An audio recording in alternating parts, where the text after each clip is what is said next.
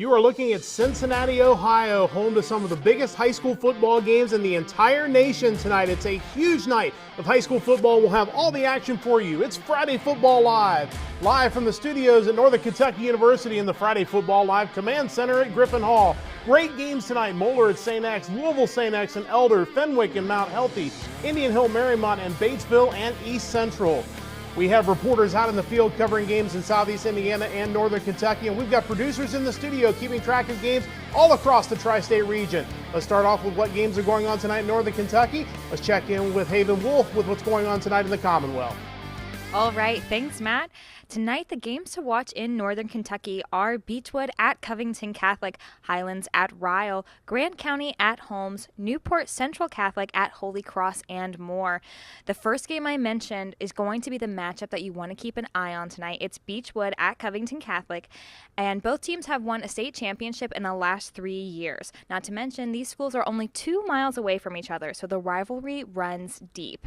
You're also going to want to keep an eye out for the Highlands and Ryle game. Both teams are on a winning streak. Highlands put up a whopping 44 points last week with their win against Campbell County, but Ryle has one of the best defensive teams in the region, so it'll be interesting to see how many they can squeeze in tonight. Now, let's check out Justice White to see what's happening in Southeast Indiana.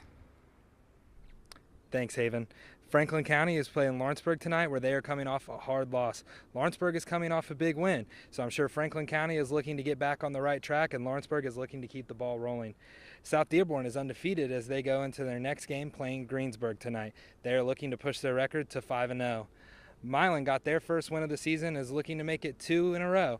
But they will play New Miami, a little battle of the border we have there. But they're still looking for their first win, so I'm sure they're determined to get it tonight.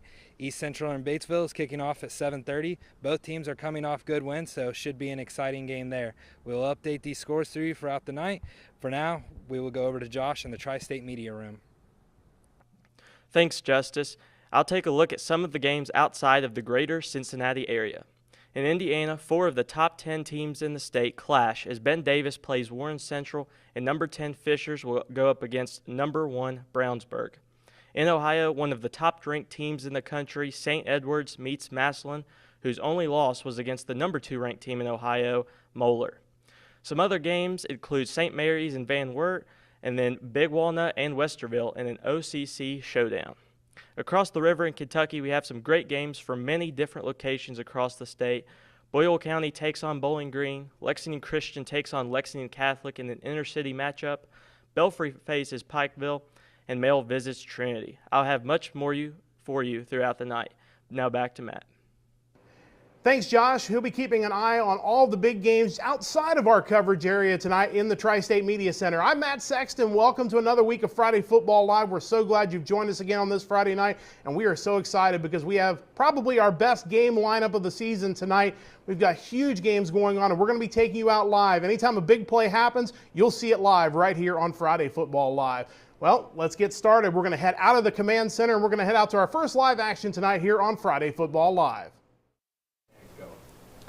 We're going to start tonight with one of the biggest games in the entire country tonight. Moeller and St. Xavier. Moeller is 4-0 on the season. They are looking for their first win over St. X since 2018. They've got a big kick return to get them started. They're inside the St. X 35 as we get things started tonight on Friday Football Live.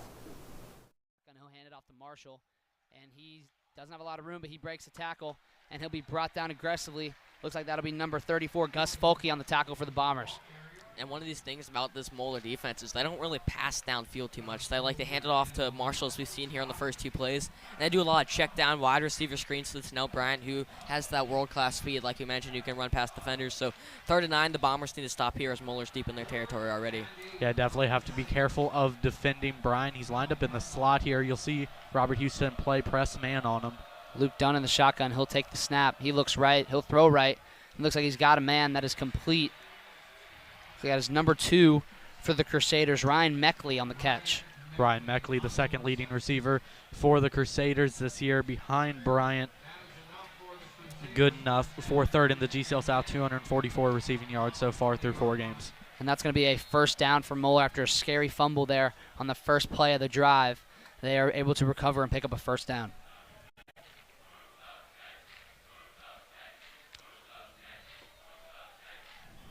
Moeller in the huddle. They will break it, trying to face this solid St. X defense. St. X trying to keep them out of their end zone early here.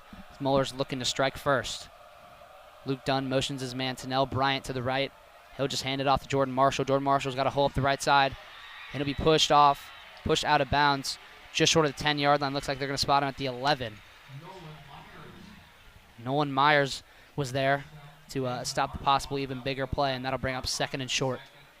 I think early on from just watching Jordan Marshall, what I can really see is his eyes. He's been able to find a gap. He's been able to bounce outside and look for open space.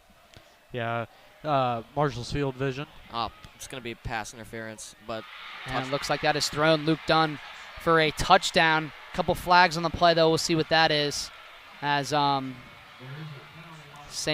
Moeller thinks they've scored here. it's going to be holding on number 7, Max Bonner. The tight end was trying to roll out to the flat, and he just kind of grabbed him. That's what it should be, I believe. Yep, it's going to be a holding against St. X. And they're going to decline that, and that'll be a touchdown for Moeller. So big play early, set up by the kick return there by Tanel Bryant. Brought him all the way down to the 30-yard line. Had great field position, but ultimately St. X could not stop them, as that will get Moeller on the board very quickly. And that'll be a 6-0 lead so far.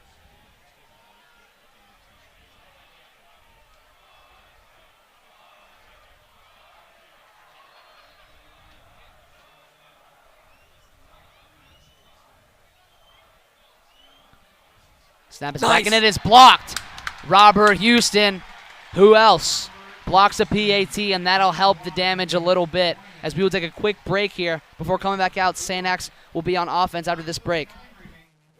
So the blocked extra point keeps the score 6-0, but a big kick return getting Moeller on the board first in their battle with St. X. Meanwhile, at Mount Healthy across midfield in their first drive of the game against Bishop Fenwick, still no score early in the first quarter.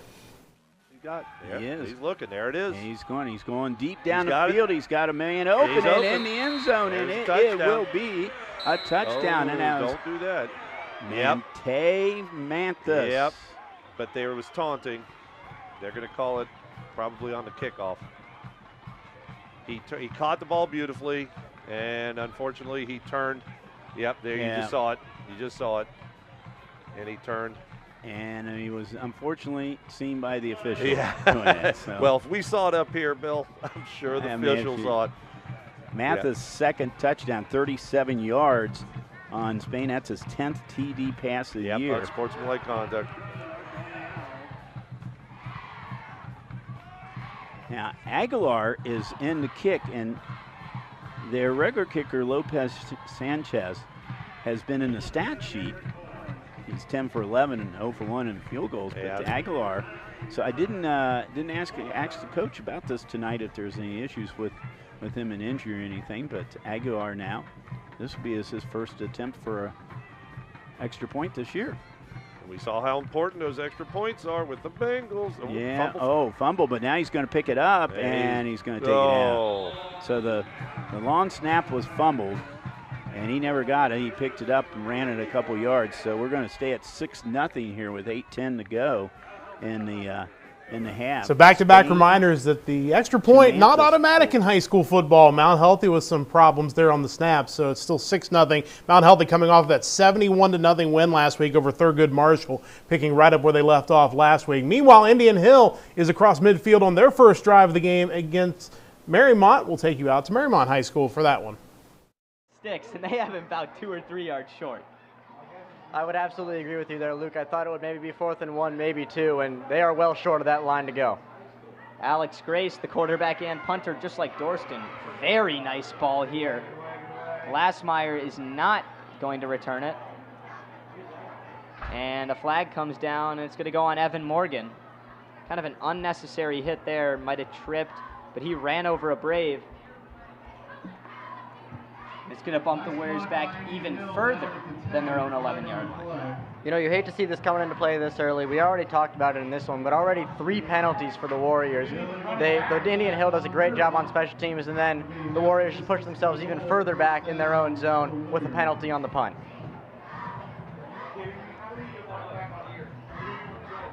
Really nice punt, though, from Alex Grace. Got some hang time on there. So a pair of punts early on between Indian Hill and Marymount. Battle of teams that are still trying to get things rolling here in the 2022 season. Let's head back to St. X High School. That's the big game of the night. Moeller with the big kick return, setting up their first touchdown of the night. Now St. X with their first possession at their own 25-yard line. Looks like it's second down and about 10 for the Bombers. 16 tackles on the season, 3.5 of those for loss. St. X recovers from that first down run with the penalty, as Jack O'Malley will be in the shotgun once again.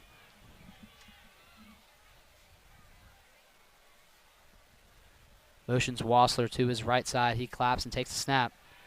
O'Malley throws to Wassler, and it is bobbled and dropped. Good play defensively from Moeller as he was able to break up the catch for Joey Wassler. That was number 36, Matthew Saliga for the Crusaders, Navy commit as well. Yeah, Saliga, another one of those impact players, does have an interception on the year along with 20 tackles.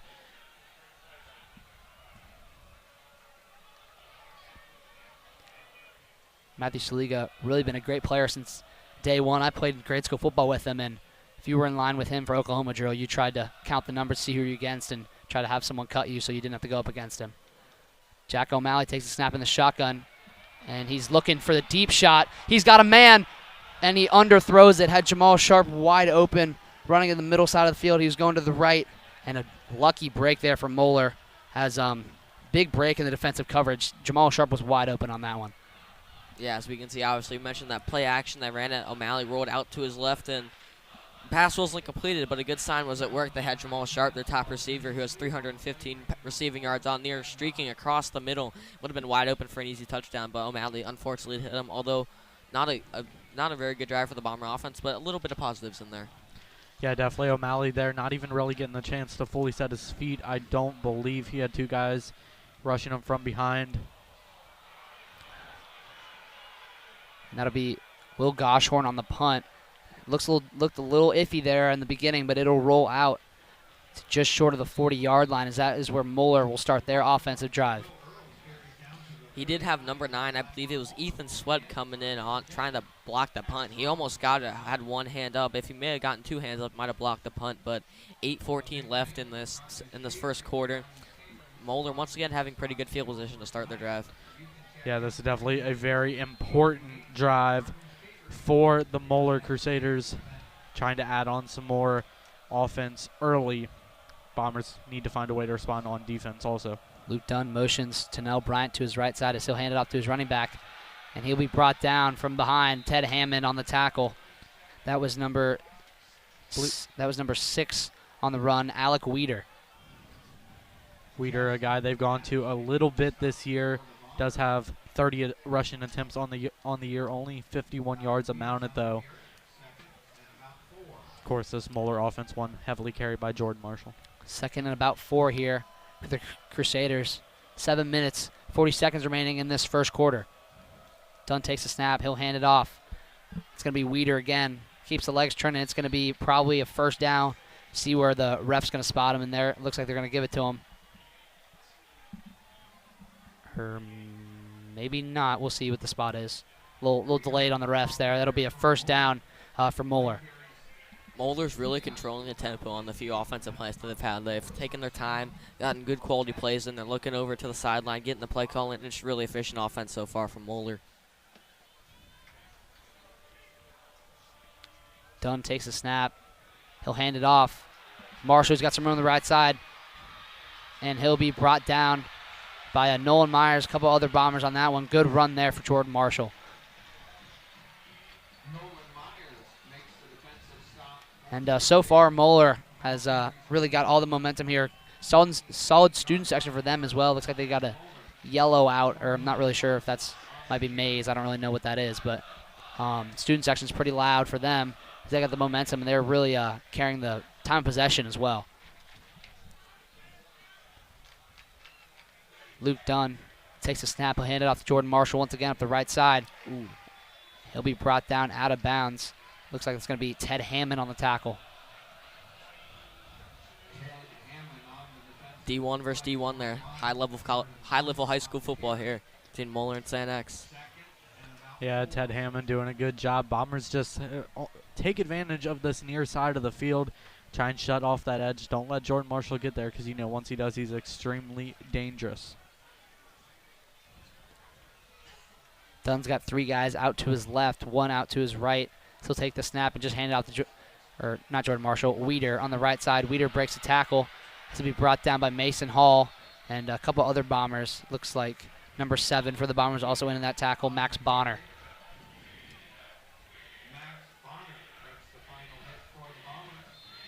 And it looks like a pretty common trend here. Muller's just kind of picking up good run yardage, just running on the right side. I mean, I don't know if I've seen him play on the left side yet, besides that touchdown throw, but looks like running, they're just trying to overpower the right side. Yeah, and to their credit, it's been pretty effective so far. We'll see if they stick with the run game here. Quarterback takes the snap. He'll hand it off to his guy, and he's got nowhere to go. Alex Weeder is brought down immediately by the Bombers. Looks like Robert Houston in that tackle, as well as number 38 for the Bombers, Noah Beck. Yeah, and it looks like the Moeller Crusaders are almost taking advantage of that 3-down lineman the Bombers play. They've kind of getting a good push up front, and it's giving space for Moeller to run. It's up to those linebackers to try and jump in, as we saw St. X have trouble covering the A-gap a couple weeks ago. See if they can do that here.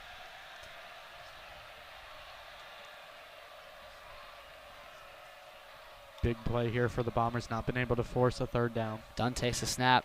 It looks to be play action. Max Bonner. And Max Bonner kind of on the coverage there for the quarterback. Pushes him down. It'll be incomplete.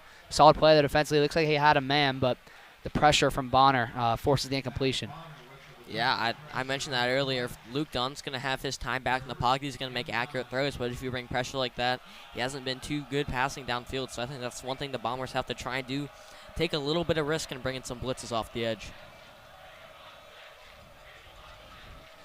Third down here, 3rd and 9 specifically for the Crusaders. Big play here for both sides. As it looks like St. X is showing early signs of pressure.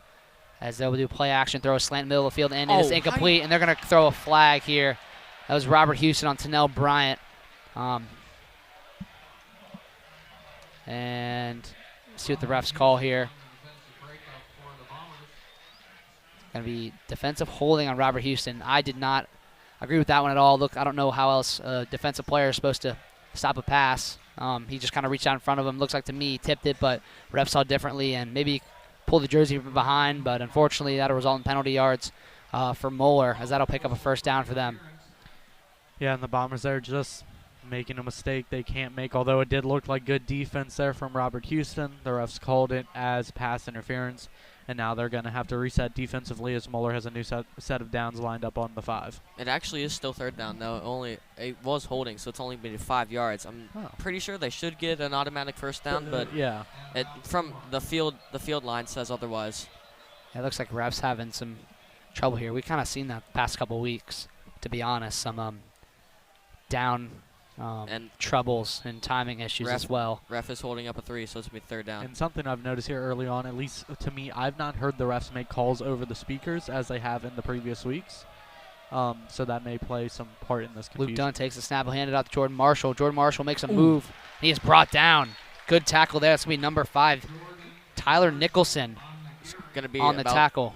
I believe that was Lucas Bishop, yeah, the sophomore DB. There does share that number with Tyler Nicholson. 4th down. Excuse me, that was Lucas Bishop on the tackle. Same number as Tyler Nicholson. Got a little confused there. False start. Throw a flag here. Yep. False start on Moeller. They were trying to go fast, and it cost them 5 yards. And I just do want to mention something real quick about that pass interference. We saw Mason Hall last week against Penn get a couple pass interference calls, grabbing around the jersey a little bit. And I was talking to him. I asked him about that. I said, I saw you in warm-ups trying to practice that. He said coaches emphasize that a little bit. Obviously, don't try and get away with it. Don't want to get caught. But if it becomes a penalty or a touchdown, always take the penalty is what he said. Yeah. Looks like Moeller is going to attempt a field goal here. 4th and 7, 5 minutes, 13 seconds remaining. Moeller's only kicked one quarter. field goal on the year. 1 for 1 on the year. Snap is back. A little high there, as it's going to be wide right. There we no go. Good there. Moeller Crusaders, couple mistakes. Can't afford that against the Bombers at home. Moeller still 6, Bombers nothing. 5 minutes, 9 seconds Penalties remaining. end up costing Moeller as they end up with a missed field goal and come up empty on their drive into the red zone. It's still 6-0 Moeller late in the first quarter. We'll head back out there in a little bit. But our first trip of the night out to the pit, where another St. X is in town. This is Louisville St. X, the defending 6A state champions in Kentucky, taking on Elder. And they got underway a little bit later on, but Elder with the ball, and it looks like Elder getting ready to punt. Surprise if you see a fake here. So 4th and 1 at the 47-yard line. Collins back at his 32-yard line. Back deep is Boone. Set up, and it's a bouncer. It's going to take it down to the 10, and it's out the 9-yard line. Great job. The Panthers get down on there and do a good job of getting Lutz. Looks like Gudikon. Yeah, Gudikon's got him down there. Yeah, great play. Great job just getting downfield, keeping it in front of you, breaking down. He made the decision to pick it up, and when he did, Luke was right there to make that tackle. So the Panthers do not get anything going on, but it's a 1st and 10 for St. Xavier. They're at their own 10-yard line. 9:31 to go in the first quarter. There is no score.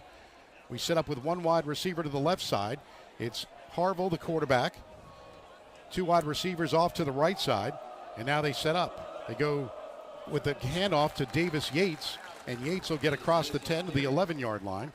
Yeah, nice little push there by Samari. He was able to create that level we talked about earlier in the game, and made that cutback, and we were right there to make a tackle. So Harville will set up the quarterback at 2nd down and 7 at the 13. 3 wide receivers to the left and one to the right, empty backfield. Harville looks to throws a screen. He's off to the right, and that's Boone, and Boone gets it to about the 17, maybe the 18-yard line. Will be 3rd down and short coming up, 3rd and 2. 3rd down and short, yeah. This is a tough situation, right? This is kind of plays into their offense. They're big boys up front. They got a hard-nosed running back, and we'll see. It wouldn't surprise me to try to slam this up the middle. 3rd and 2 from the 18 line. 8:40 to go here in the opening quarter, and there's the give to the right side, and it's going to be the Richardson, I believe. And Richardson's not going to. He's going to be pretty close. We'll see where they get him. But Richardson, they're going to give it to him. Looks like, yeah. It'll be a 1st down for Louisville St. Xavier. 1st and 10 at the 20-yard line. 8:35 to go opening quarter. There is no score. 2 wide receivers to the left side, setting up now. Make that 3 now to the left side and 1 to the right. In the backfield is Richardson to the right side of the quarterback. Abel looking around, looking down the field, throwing it, airing it out, throw it complete down into the 45 of Elder, and a big gain by number 84. It's Nolan Wolford, and it'll be a 1st down for Louisville St. Xavier. Big pass down the field. Yeah, big pass. They got one-on-one coverage back on the backside. Safety was a little late getting over there. It was more due to the formation, right? He had a play to that trip side, and one-on-one coverage was there. It's just kid went up and made a great catch. 1st and 10 at the 45-yard line. 8:14 to go here in the first quarter. Louisville driving here. They've got it at the Elder 45. 2 wide receivers to the right, 1 to the left side. Shotgun set up for Hayville. Hayville set up. Abel looking, and now it's a give to the right side. It's going to be off, and it's going to be Richardson. Not much doing there. Panthers do a good job of getting to him there, and that was number 42. Ben Volkerding getting a chance. Yeah. It was a really good play. We closed down, backside end, made another good play too, and was able to kind of clean it up. So it's Havel at quarterback. 2 wide receivers to the right, 2 to the left side. 2nd down and 10 at the 45. Havel looking to throw. He's got a big arm, throws it down the side, and a little bit too much air under that one. It was intended for Boone on the right side. Gudikons was right there with him, along with the Panthers' Cameron Morgan. Yeah, Cameron did a really good job there. He kind of sat in a hip pocket, ran with him, and made him throw it to where if anybody was going to catch it, it was going to be their guy, and he just let it out there too long. Well, it's a 3rd and 10 at the 45-yard line. 2 wide receivers to the right, 2 to the left. Shotgun formation set up. Abel looking around, looking to throw. He's got the blitz coming, throws it down and incomplete. It was nowhere intended for Boone. The only one closest to that was Charlie Moorman, who almost, it was a little bit too much air into that one. It'll be a 4th down coming up for Louisville St. Xavier. So both teams, 4 down territory. They could not capitalize. So Panthers Moorman will be back to receive. Now Moorman is wearing number 5, so they've had some issues with the jerseys. where Mormon at home has been wearing 5, and then on the road he's been wearing 15. So that's kind of where that is. But he's got his number 5 jersey tonight, and he's stepping back at about his 8-yard line. 4th down and 10 at the 45-yard line as they set up. Martz with number 4 will do a rugby-style kick similar to Collins. Goes to the right side and it bounces at the 5, and it's going to take a Louisville St. Xavier bounce to the 4-yard line. Great punt coverage there by St. Xavier out of Louisville. They're going to start Elder inside the 5-yard line on their next possession. Meanwhile, let's take you out to Marymount High School, Marymount and Indian Hill. So far, you haven't missed much. They've been trading punts and a little blurry camera there, but Marymount, I will assure you, is on the march. They're across midfield as they try to get the first points of this game late in the opening quarter. I mean, Will, I'll ask you this. If you're Nick Leone after Dorston got hurt for the entire second half of the season last year, would you rather him step out after 3 there or run the guy over and get 4? I mean, it's two sides of a coin, because on one hand you would like to see him just kind of step out, but that shows you that he feels great athletically if he's willing to go down and lower the shoulder. Yeah, that's what this rivalry game always brings you. Duckwall picks up 1, but is stood up by the Braves. Second down has not gone the Warriors' way. I think they've picked up probably 3 to 4 on average on first down, and then second down has been very unsuccessful, which brings up these 3rd and mediums, 3rd and long. This one's more manageable than others, but I think the Warriors are going to have to air it out here. Well, I'd like to see the second down get a little bit more aggressive on the play calling. I understand the temptation to run the ball on first down, as it's been working all game. But when they get 2nd and 6, 2nd and 7, it's tough to continue to run the ball. I'd like to see that be a shot to Timmy Stewart at some point, or other receivers out there like Whitmore, and see what they can accomplish. Dorston looking right, feeling the pressure. He's going to have to get rid of this one, and he doesn't. Very nice sack by Xavier Coach, the senior. And that brings the Warriors all the way back to their own territory. They might just let this one run. He comes flying right through the seam there, right around the edge, chases down Dorston. That's just a phenomenal play by Coach to get to Dorston on that one. Looks like Chase Lanham decided to just lay on Dorston after the sack. But that wraps up the first quarter of play in the Indian Hill versus Marymount rivalry game at Kusel Stadium. 0-0 to start. We'll see you guys at the start of the second quarter. First quarter comes to an end at Marymount. Still no score there. We'll get you back there in a little bit. Meanwhile, our first trip to Griffin Stadium, Covington Catholic is on the board. They have a 7-0 lead over Beechwood. Up from his own 40-yard line, and they'll throw it or kick it away, down to the 5-yard line where it is fielded by a Beechwood returner. He's got a head of steam past the 40-yard line. He makes a cut to the 50, and this game is going to be a bit closer. This is a touchdown return for Beechwood. Call it 95 yards there by Antonio Robinson, and that'll make it 7-6. There's that name, breaking free.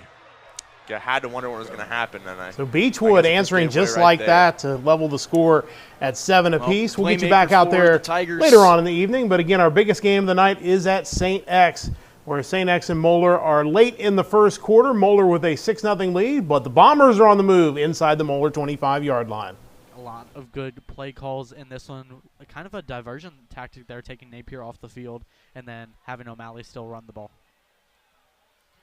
4 guys out right here for St. X, as Jamal Sharp likes to prove me wrong, as it'll be 3 out right now. Jamal Sharp is out on the left. Quick handout to Stephen Napier. Stephen Napier's got a hole.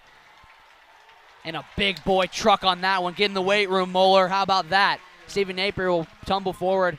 Looks like it's going to be close for first down, and we'll see what they, looks like down screw, kind of killing my vibe here, as that'll be a first down. Bombers a little slow. It still counts. 15 seconds left here. I would assume the Bombers are just going to take it to the second quarter. It's a great drive. Keep momentum into the second quarter, down 6-0. Overall solid start. As that clock will end here after the St. X run for first down. As that'll end the first quarter. Moeller 6, St. X 0. We'll take a break here with second quarter coverage after this break.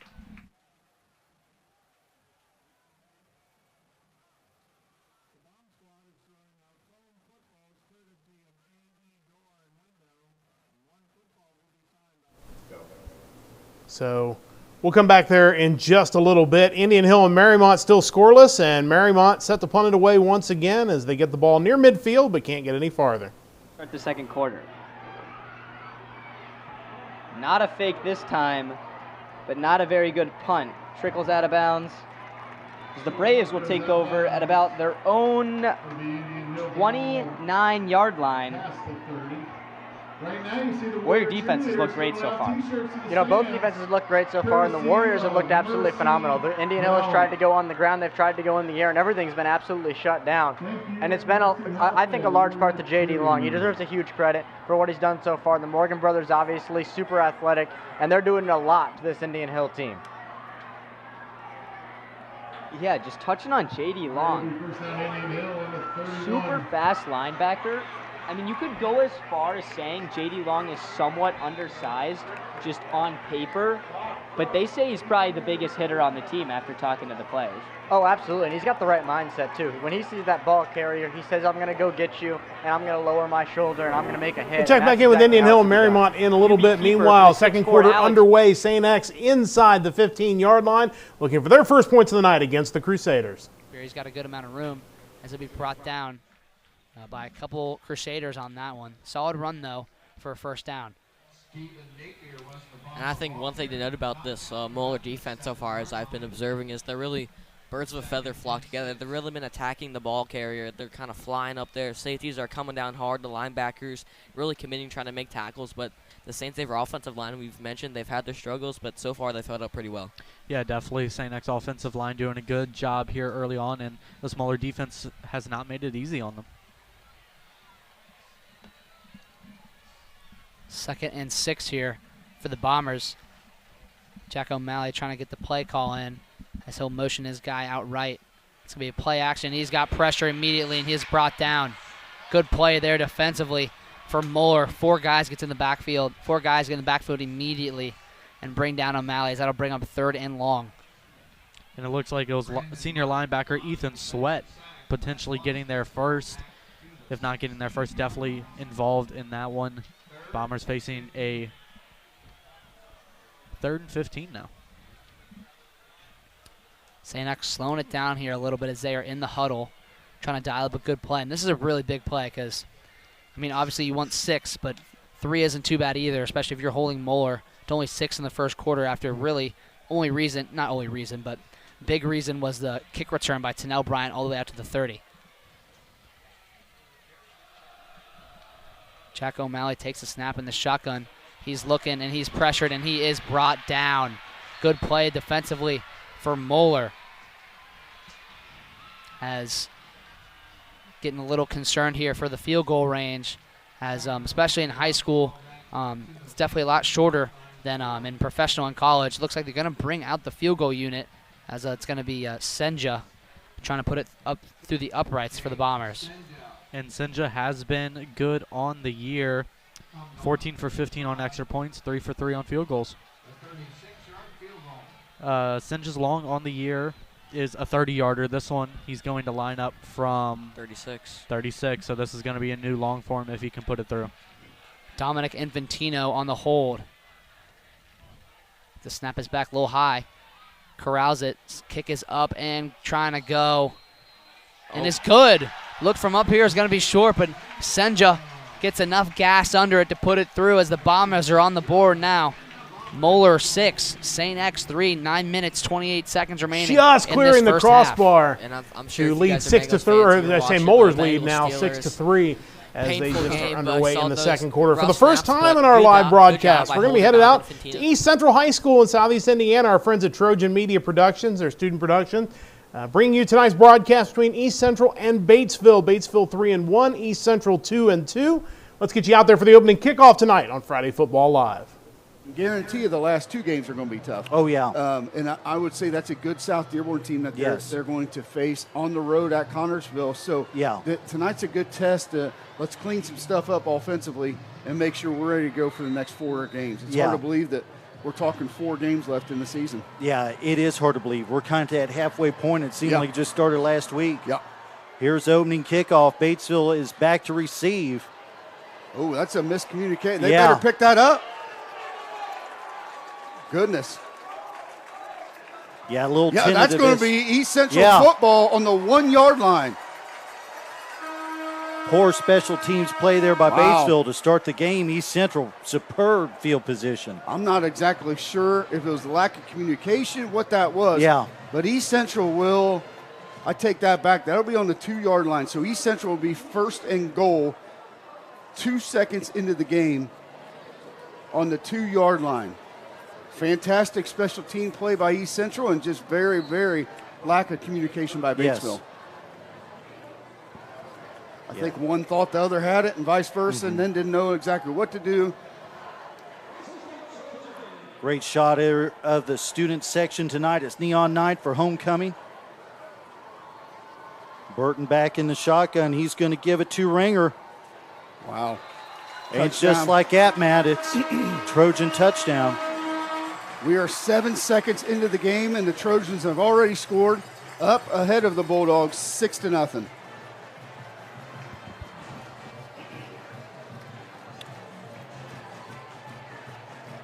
If you're Batesville, Jack, obviously you want to control the clock. You want to control the ball. That's not controlling the ball and or the clock. No, like you said, Matt, miscommunication, very lack. So big special teams have to open the game, allows East Central to get the opening points on this Friday night. Meanwhile, let's head back to St. Xavier High School. Moeller and St. Xavier early in the second quarter. The Crusaders up 6-3. Target there from the way the ball was placed, and now the Bombers have a chance. They're going to start on the Moeller 35. Yeah, obviously big play there from the Bombers. Obviously the offense kind of stalled out in the red zone, but defense getting the ball right back to see what they can do. And just another quick score update, Lakota West leads undefeated Princeton 3-0. Great games going on around the Tri-State area, not just here at Balaban Field. So we will keep you guys updated with scores across the city as well. Jack O'Malley in the shotgun formation. He'll take the snap. He'll just hand it off to Napier. Napier's got a little bit of room here as he'll be brought down. Looks like at the 40-yard line, it's going to be a 5-yard run. We'll get you back out to St. X in just a moment. Meanwhile, Elder driving all the way into the red zone, but their drive has stalled. They're going to try to attempt a field goal to get the first points of the night against Louisville St. X with 1:05 to go in the opening quarter. They're going to get this snap off with 1:05, and now finally they get ready for the snap with Otten Reeb to hold. The kick is up, and this one is good. So with 1:02 to go in the opening quarter, the Elder Panthers strike first. They lead it 3-0. We'll take a timeout on the Prep Sports Radio Network.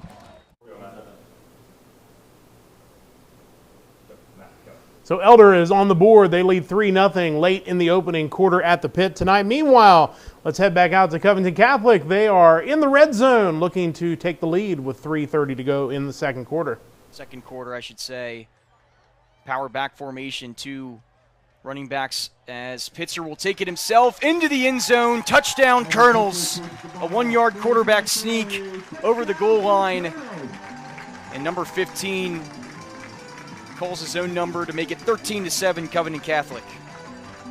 Colonel's doing a great job of using the clock on that possession, chewing it up as much as they can, taking their time on the drive and using the most of their downs. I don't know if they intended to do that, but nonetheless leaves 3 minutes 16 seconds for Beechwood to answer. Weitzel's kick is up, and it splits the uprights good. 14-7 Covington Catholic, 3:16 remaining here in the second quarter. So Covcath taking the 14-7 lead. Meanwhile, St. X, the drive stalls out at the 40-yard line. They're in punt formation, trailing 6-3 in the second quarter. Hanging down in the weight room for the JV team, and now Goshorn getting a chance here to flip the field on the Crusaders. There we go. And good punt there for Goshorn. It's going to be a fair catch for Moeller. That is number 7 for the Crusaders on the catch. And while Kunlin Daniel. My bad again. As well, many people may be wondering, obviously, you know, that's not the best punt in the world, only out to the 31, but you do have to remember Will Goshorn. He is the backup punter. It's only his second game punting, his 4th punt ever as a varsity starter. So any punt that stays straight and inbounds for him as we were practicing in warm-ups is really good punt, some good confidence for him. Yeah, definitely. And then also another part of that special teams play right there, it was Will Goshorn's brother, Jack Goshorn, on the coverage, forcing the fair catch from the Crusaders. Dunn takes the snap, will hand it off to Marshall. Marshall's got a little bit of room, but is quickly stopped, and he's still going. As that's going to be a great power run there. So we'll get back to this drive in just a moment for Moeller. Meanwhile, Mount Healthy looking to even things up against Fenwick. They are down inside the 2-yard line, trying to drive down 13-6 in the second quarter against Bishop Fenwick. It's looked impressive through 4 games tonight.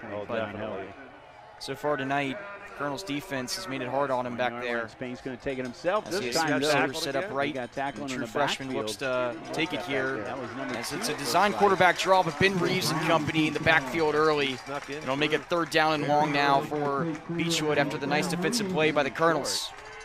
Yeah, Beechwood really seeming to like that empty backfield look. You don't really see a lot of high schools around here go to that much often, as viewers of last week's game remember Dixie opting for the no huddle look. They know they're calling it a touchdown. Many schools around I bet what happened is he landed. It's going to be hard to see, but I bet he landed on top of look by the plate. Beechwood Tigers. And so he never was actually down and kept moving. Here we go. 2:25 remaining in the second quarter. 3rd down and 10 for the Tigers at their own 41. Harney back to pass, looking left. And looks like he's going to be close. See what the ref spot. It's looking initially like it's going to be 3rd down. That was Weeder on the carry. And I think this is where you expect them to just run Marshall up the middle, and they assume he's likely going to get the 1st down. So I wouldn't be surprised if the Bombers try and clog the middle. And it looks like St. X is going to sub in number 34, Gus Folke, for Mason Hall. So trying to bring up a little bit more power on this one. Maybe preparing for the run. And that's going to be a false start. Another mistake by the Moeller. The whole right side of the line there kind of jumping off. Moeller rushing up and running Zimpo there. Yeah, I mean, I guess, I don't know if they haven't practiced that or a little confused there. Looks like, for me, one of the first couple times they've run it here in this game, and that's going to cost them, as that'll put them back. Looks like they had 3rd and short, but now they got a little bit taller challenge to face here. 5 minutes, 35 seconds remaining in this first half. Moeller still 6, Bombers 3. Marshall's out to Dunn's right. He's got 2 guys out right, as number 2 for Moeller, Ryan Meckley, will motion out right as well. Dunn takes the snap. He's going to throw it to Snell Bryant. He's got him open. Throws off Robert Houston, and he'll be taken out of bounds. Looks like Nolan Myers pushed him out there. So that'll bring up a 1st down for the Crusaders. Tempo here from Moeller. With about 5 minutes and 12 seconds left in our second quarter. Moeller takes the snap. Wants a man Pass deep. Interference. It's Robert Houston again. They're going to throw the flag. And they're not. Or wait, excuse me. I didn't see the flag. That's my apologies. Kind of hidden behind the 20-yard line, as kind of a tough play there. It's going to be pass interference on Robert Houston. A little underthrown, so Marshall's trying to come back for the ball. Not a lot Robert Houston could do. So tough play there for the Bombers, as Moeller's going to try to take advantage of the penalty yardage.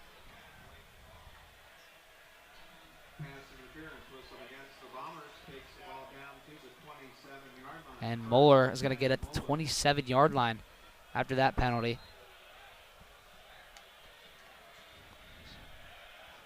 Just above 5 minutes remaining in this first half.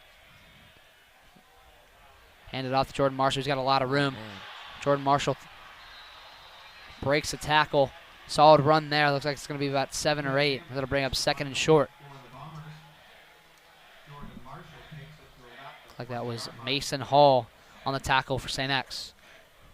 And one thing I noticed was Robert Houston came to try and tackle, and he hit Jordan Marshall pretty well, but he hit him at the shoulders. And if you're going to make shoulder-to-shoulder contact, Marshall's just going to brush you off. It's not a big deal for him. You got to try and tackle the legs.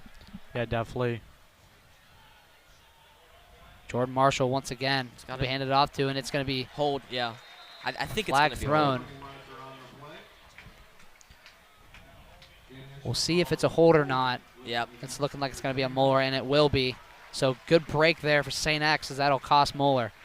Yeah, it was Ted coming around that left edge there who was going to get Marshall in the backfield, but a holding on by the Moeller offense. And it looked like it was Colin Rimanowski, the senior offensive lineman there, they're going to get for holding on that one.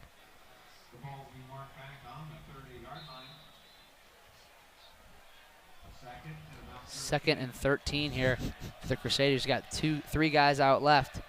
One out right to the top of your screen. He takes the snap a little high, corrals it. There's a slant, and that'll be incomplete. Was looking for Intended man was Tennell Bryant. That was Nolan Myers there looking for a second pick. He tried to jump the route. Good play there defensively to interrupt that pass. That'll bring up 3rd and 13. Yeah, Nolan Myers there, not quite able to get the interception, but still, breaking up the pass, applying some pressure there. Now the Bombers find themselves in a crucial 3rd and 13 situation. Big play here for both sides. St. X showing early signs of pressure as Dunn looking to run, and he throws it to Snell Bryant. There's going to be a flag on the left outside. We'll see what that is later. As of right now, if there was no penalty, it would be a first down Moeller. Interesting call here because Moeller did pick up the first down, so this could sway the momentum a little bit. He is pointing towards Tennell Bryant, number 10, and Bryant is walking backwards a little bit. It's you can kind of maybe tell by the body language. Tennell Bryant's kind of walking away from his teammates. He's patting his shoulder like that's my bad, and it looks like it's going to be on Moeller.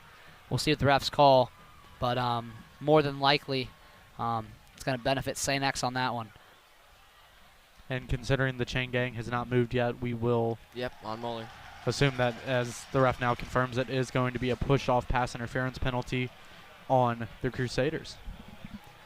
Big momentum swing here, as it looks like Moeller thought they had a first down, but Tennell Bryant with the penalty, so that'll bring them back more. That'll be third and very long.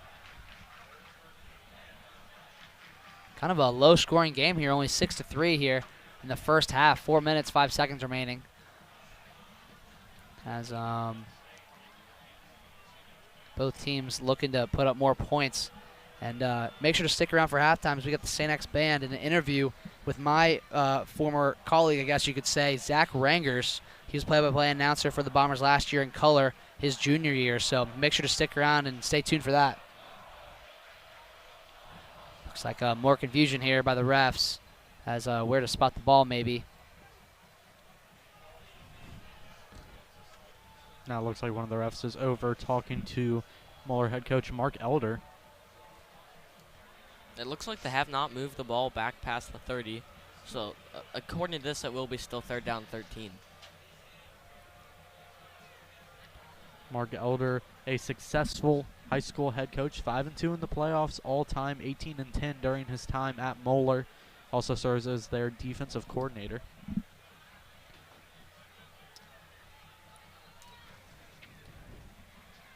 As the refs get this one shorted out. There we go. Sorted out. Koff Hunter and Haas Realtor since 1923, assisting Greater Cincinnati buyers and sellers with their real estate needs for 100 years. Extraordinary reach, extraordinary results. Call 513-871-4040. That's 513-871-4040, or on the web at khhrealtors.com. And now it's going to be a punt here from Moeller. Looks like they added a down to the count, so now it's going to be a 4th and 13. 18, I believe. Or excuse Andrew me, Weber 4th and back 18. there for the Bombers to receive the punt. Ethan Page is the punter for Moeller. Moeller rushes up to the line of scrimmage as it is a very low kick. That'll just run into the end zone as St. X will take the ball here. Defense is getting the job done right now. Still 6-3 Moeller in the second quarter. Meanwhile, Fenwick and Mount Healthy, a good one going on at Mount Healthy High School. Still 13-12 Fenwick. Got a man wide open, and the pass is complete.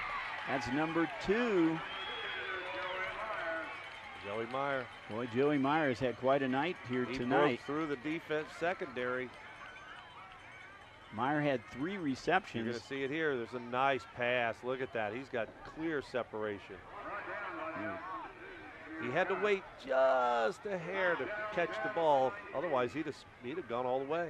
Jameer Scott brought him down. Ball at the 19-yard line. So now the Falcons are in the red zone again. Schmeling around the left side.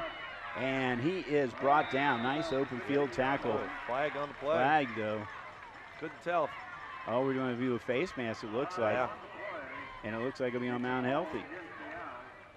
He bounced it outside nicely. Watch it. Oh, he barely. Oh, I'm that's not sure. I'm not sure. I'm not sure about that.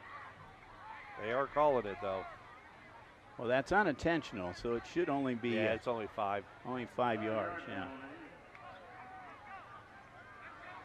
But it's an automatic first down for him, too. We're going to take the ball down. Good. Oh, Called it's a it 10. So the ball on the 6-yard line.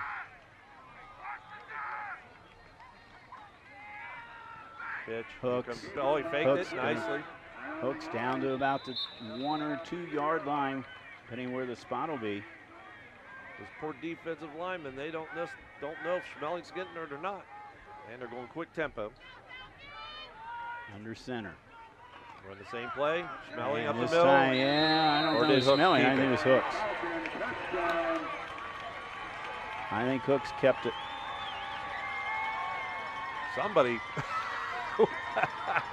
Somebody made They're a both touchdown. celebrating. Okay, well, let's see what happened. I thought he kept it. But Well, we'll go with the extra point. We'll probably look at that replay again here. So with 8:22 to go, Fenwick now has scored the 19th point as Morris drills through number 20. The extra point attempt is good, so it's back to an 8-point lead for Fenwick in the second quarter. Meanwhile, Louisville St. X with the ball back, trailing 3-0 in the second quarter at the pit. Again, you know, we've got really good penetration up front. Liam Holland just kind of ran past him, would have had him for about a 2-yard loss. But, you know, when you're in there and you're in that mix, you don't see it all the time, but had good support on the backside. 3 wide receivers to the right side on a 3rd down and 3 at the 34, 7:30 to play. 3-0 Panthers. Setting up Havel, looking, and he's going to be sacked in the backfield. The Panthers do a good job. Number 97, Liam Holland, with the sack, and that was a big one. That was a big one. He came free right away. You could see he wanted to throw to that flat, and corner stepped up and took it away, and it was that split second that let us take that sack. Defense is playing really well right now. It'll be a 4th down and 11 at the 27-yard line for Louisville. By the Elder defense forcing another Louisville St. X punt, still a 3-0 lead there for Elder. Meanwhile, Covington Catholic inside the red zone once again, looking to add to a 14-7 lead. Looking back, throws, end zone, passes, caught! Willie Rodriguez reels it in, touchdown Colonels! 4th down and 5 from the 12. Pitzer delivers a strike up where Willie Rodriguez could only get it, and he comes down with it for a 12-yard touchdown. And Willie adds to his stats for the past game and a half. Man, oh man, does he come on here for this Colonel offense. And the chemistry between Pitzer and Rodriguez continues to be on the rise, as it's now 20-7 Colonels with 15 seconds remaining in the first half. Weitzel, his kick is up, and it is good. 21-7 Covington Catholic. Covington Catholic cashes in just before halftime to take a 21-7 lead. Meanwhile, Batesville is up to midfield, trailing 7-0 late in the first quarter at East Central. Out on the wing. Yeah, absolutely. To try and get downfield a little bit. Yeah. East Central's got to do a good job of not making sure that they don't do, any type of, pass interference, defensive holding, something that would give them an automatic first down. Yeah, like we said, penalties hurt last game. You want to be aggressive, but you don't want to cross that line. Yep. So Batesville, Geisel back looking to throw. He's going to run up the middle, and East Central is there. It's going to bring up, there's a fumble. I think Coach Miners thought that they had it, but the officials say no. I didn't hear It's a going to whistle, bring but up 4th down. Matt, they must have ruled him down. Yep. There's been, we're still in the first quarter. There's been about 3 or 4 questionable calls that we have, and we're 100 yards away from Oh, them. I know. So Bates will go back to punt on 4th and 21.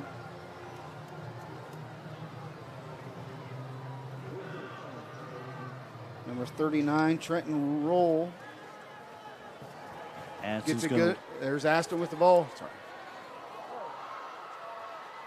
Good pickup by Aston. That's going to bring up 22.8 seconds left here in the first quarter. It's going to send the East Central Trojan offense back on the field.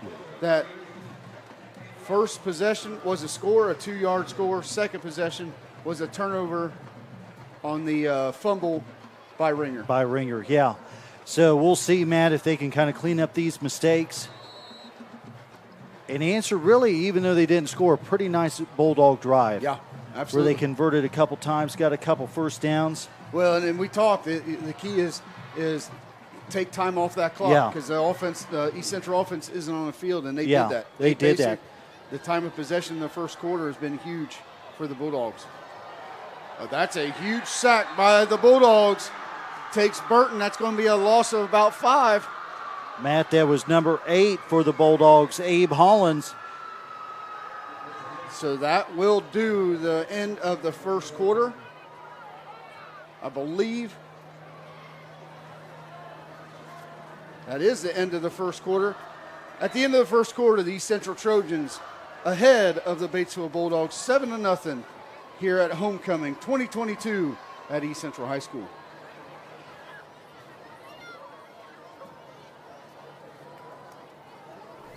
The first quarter comes to an end. East Central with a 7-0 lead. We'll get you back out to Southeast Indiana in a little bit. Meanwhile, back at the pit, Elder High School. Elder holding on to a 3-0 lead as they approach the latter stages of the first half.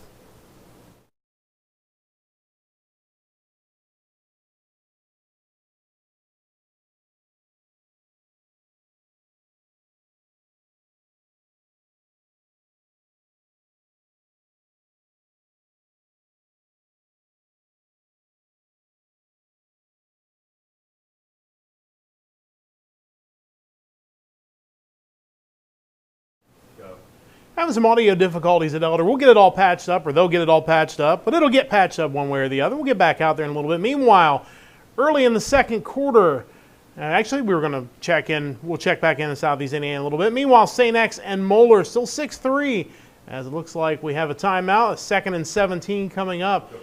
So let's head back to East Central High School. It's early in the second quarter. East Central with the ball and a 7-0 lead and a fumble right as we return. Touchdown. It looks like Batesville might be in business 3, Adam inside Boone the East Central 20. of Louisville St. Xavier, and just like that, they're on the board. And you know, like you said, Matt, even though they didn't score, that was a victory in the first quarter for Batesville. Yep, absolutely, without question.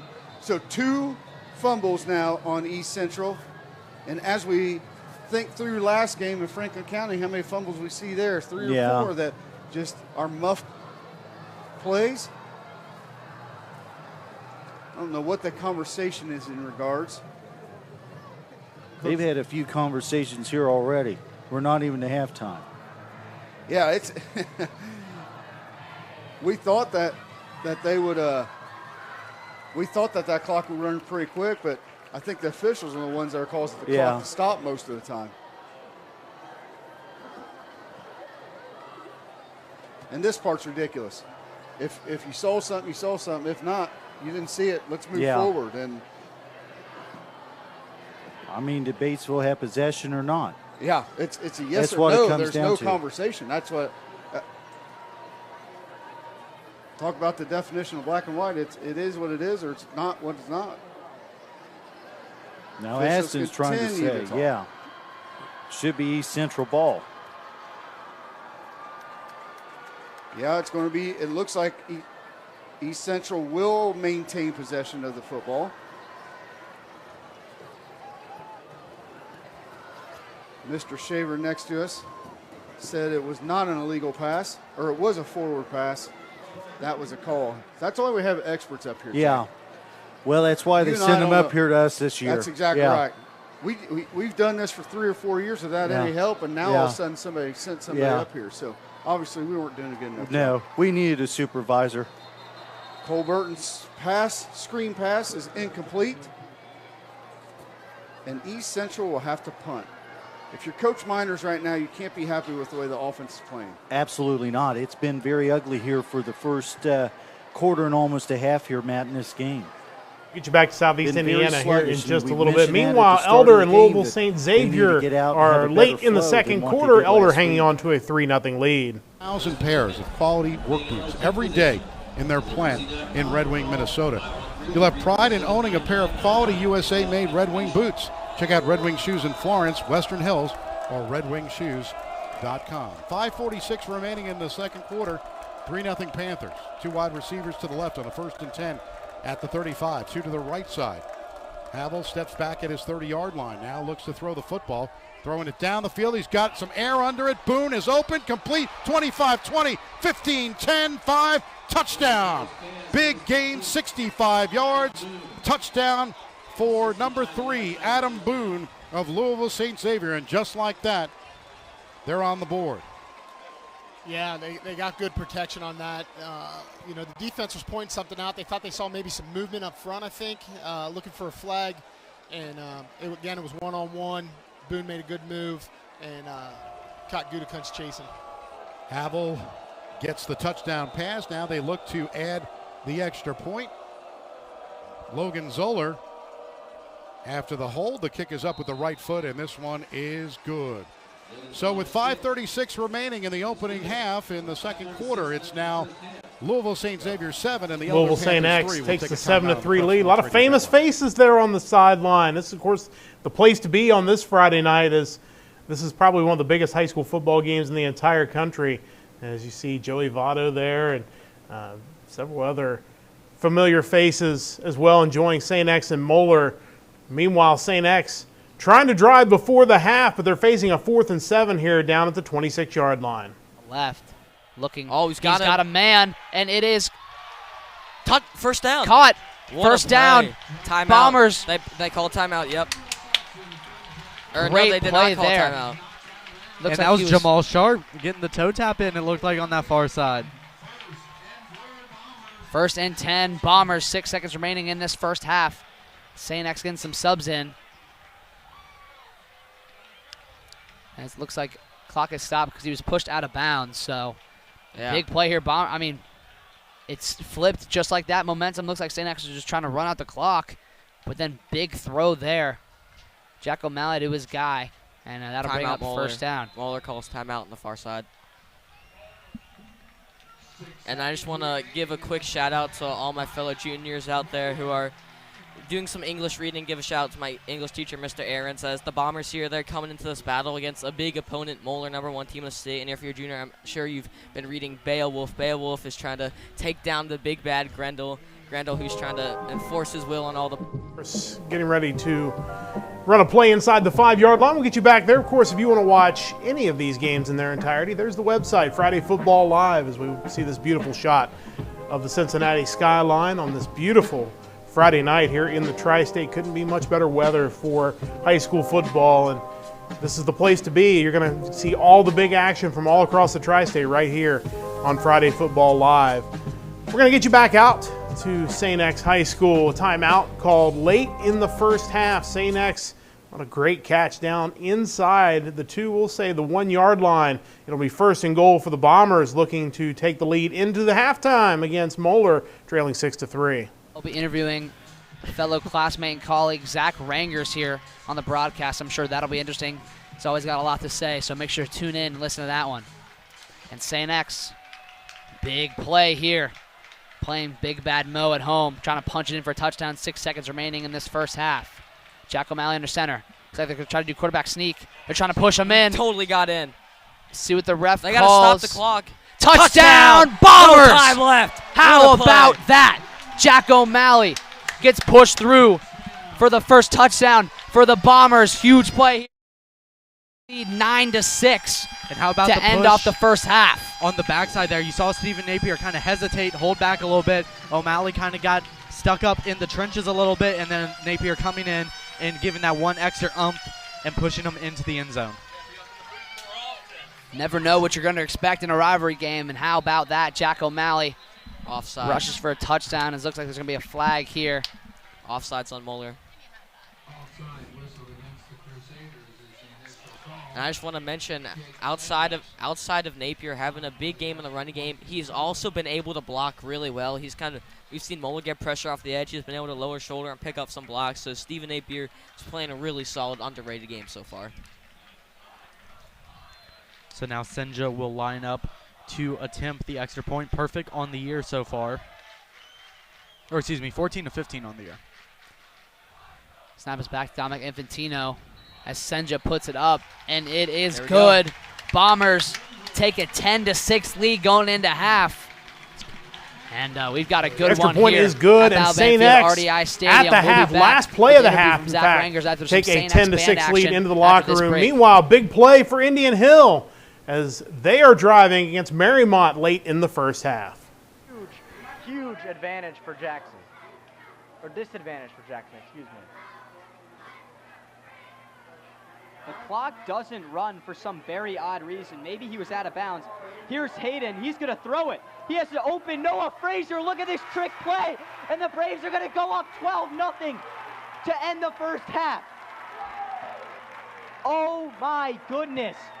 C.J. Hayden throws an incredible ball to Noah Frazier on the double pass. What a call by the Indian Hill Braves. That is remarkable to see a little bit of trickery this late in the half. They know they got to get points on the board. Let's look at a good replay here. They look like they're throwing another screen pass to Hayden, which has done all game. Then he just drops back, gets hit as he throws, and Frazier makes a great play on the ball, dives for the pylon. One of the best things you'll see all season. Wow, this does not look like an Indian Hill team that we've seen thus far. They now have 13 points, which was half as many points on the entire season coming into this one throughout their 4 games. And this comes back to that timeout, Will.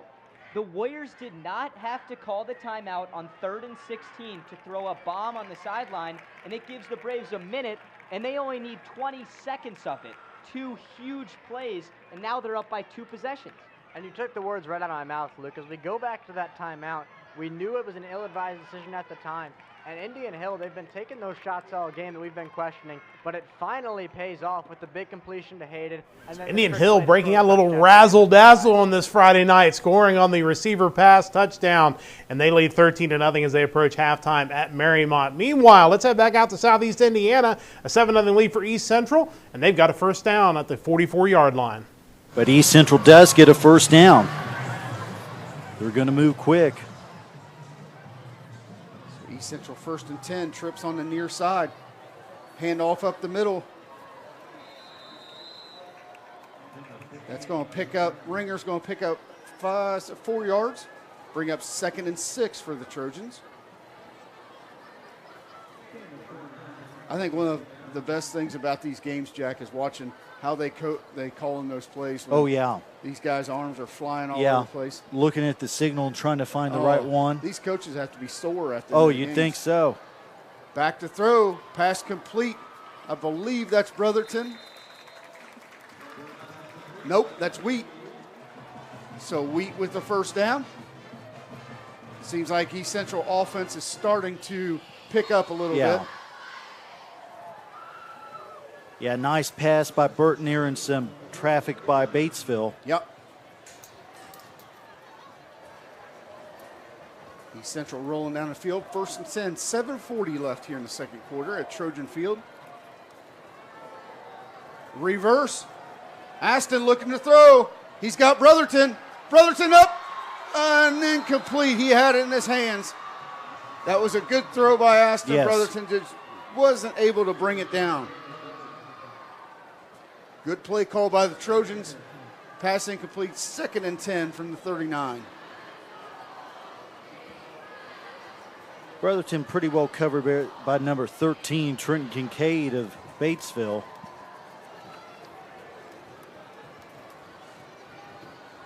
Had to turn the lights on so we can see. Oh, I know. It's getting a little dark in here. In our young age, we can be able to see that. Back to Wheat. Wheat with the first down, picks up about 15, going to bring up 1st and 10.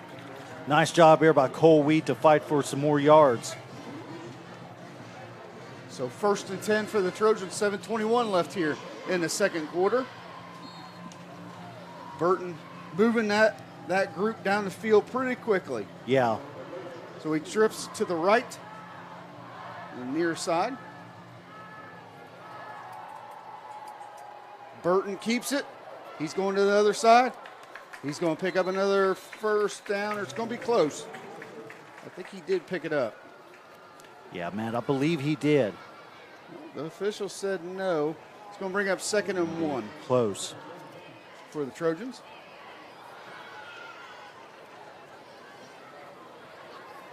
But East Central's found a little groove here, man, like they said we said they needed to find. So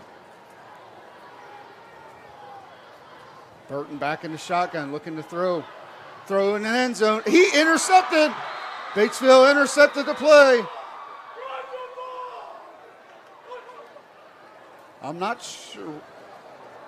they're calling a touchback.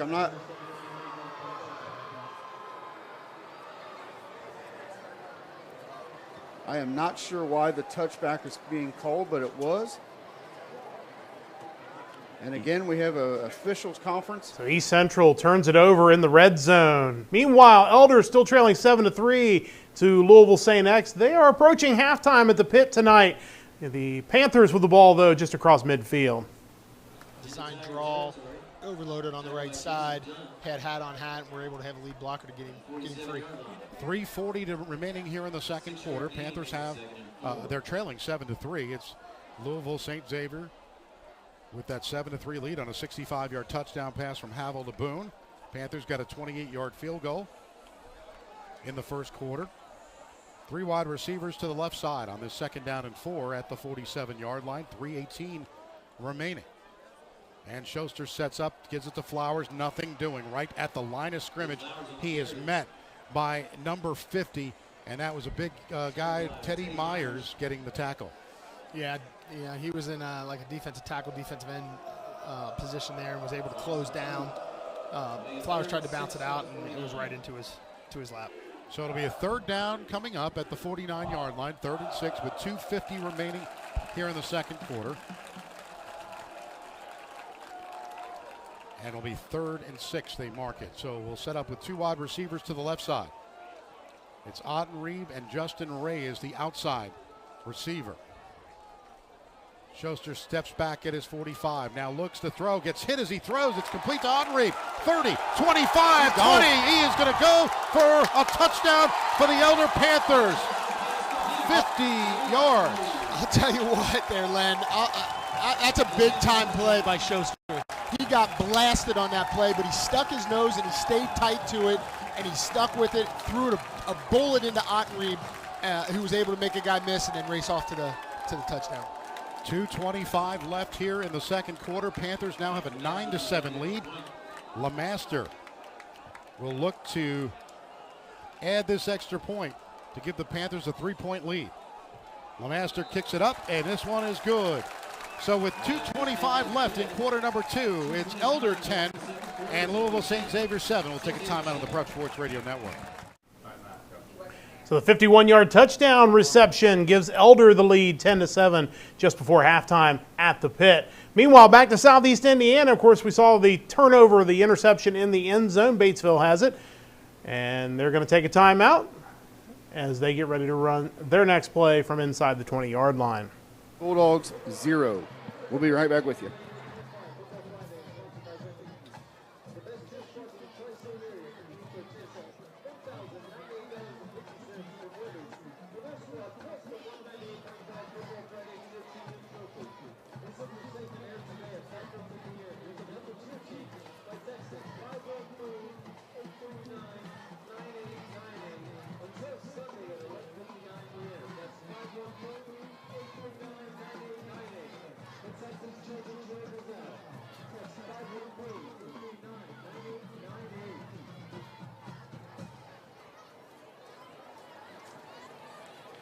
We're back at East Central High School. Matt Maple alongside Mr. Aaron Jackson. East Central 7, the visiting Bulldogs 0. 4:52 left here in the second quarter, Jack.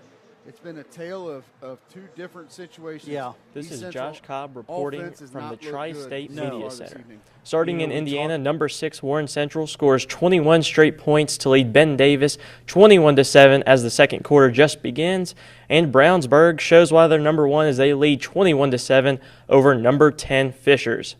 From Columbus, Ohio, Westerville South leads Big Walnut 10-7 at the half. And in Kentucky, Pikeville and Belfry are tied at 7 midway through the first quarter. Meanwhile, in Louisville, Male leads Trinity 7-0. And down the road in Lexington, Lexington Catholic scores first over Lexington Christian in the Holy War, making it 7-0 Lex Cath as the first quarter comes to a close. Now back to the game. Scrambling out, looking to throw the ball. Gets it down, and it's going to be out of bounds. Matt, he barely got that off before he was sacked again.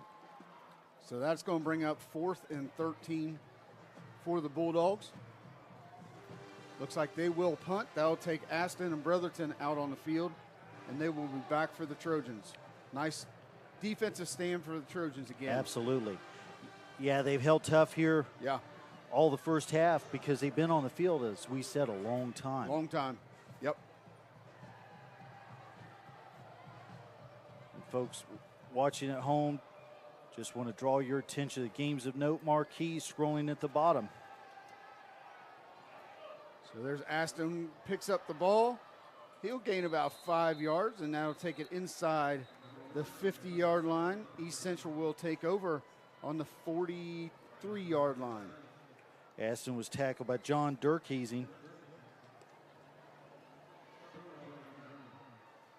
And there is another flag. Jack, last week with those officials, I don't know if we saw a flag, to be quite honest. And we've seen about 10 so far this evening.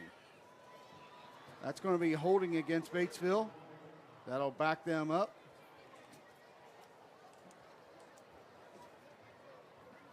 And it looks like they will re-punt. Well,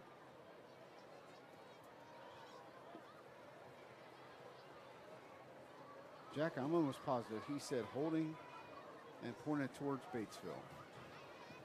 But there's no yardage that's been marked off. Yeah, now they're marking the yards off. So Batesville will gain, East Central will gain 10 yards from the Batesville hold. That'll take them down to the 33-yard line. East Central will take over 1st and 10. 4:35 left here in the second quarter. Again, stay tuned with us over halftime. We'll have some visitors up here. Alumni, we'll have some student council sponsors come up, and we can talk about what homecoming festivities look like at East Central. Brotherton up the middle. He's going to gain 5 yards. It's going to bring up 2nd and 5. Yeah, nice run by Ryan Brotherton. East Central's got great field position. 4 minutes to work with, so hopefully they can get a score, get some separation, Matt, from Batesville here before they head into halftime. Yeah, you're right. Separation's the key. There's Burton rolling out to the left. He's going to get out of bounds. He'll pick up the first down. It'll be 1st and 10 at the 12-yard line. 22-yard line. Because if you're East Central, Matt, you don't want to give Batesville a lot of hope, especially heading into halftime. Yep.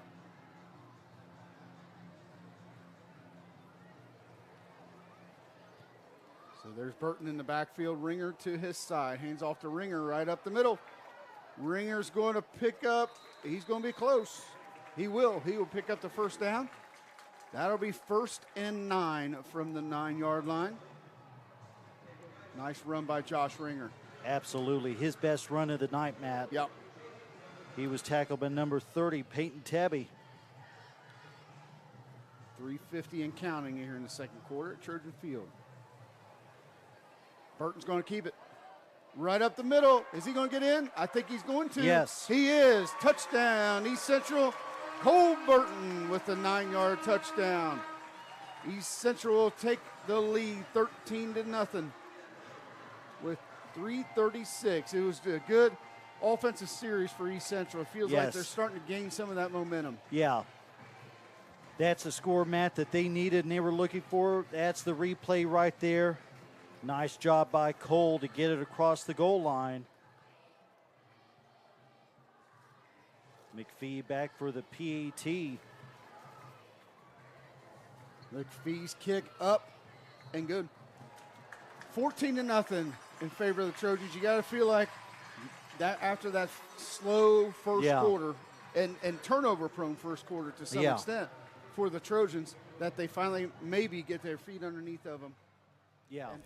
Hey everyone, it's Haven, and I'm here to give you some updates on scores for games happening in Northern Kentucky tonight. In the second quarter, Lloyd leads Bishop Brossart 26-0. Boone County leads Walton Verona 7-3 with about 8 minutes left in the half. And in the first quarter, Ryle leads Highlands 12-10. You know, it's what we talked about earlier. Ryle has some great defense this year, and Highlands hasn't been able to score as many points as they're used to. Ryle has only allowed 24 points points total to be scored in their last 3 wins, but Highlands has already managed to get 10 on the board tonight. There's still plenty of time left in the game, but it doesn't seem like this is going to be an easy win for either team. East Central getting ready to kick off. Neon night here at Trojan Field. A lot of students out here. Homecoming 2022 at East Central High School. Yeah, always a special time homecoming is. Yeah. And always a great turnout by our student section.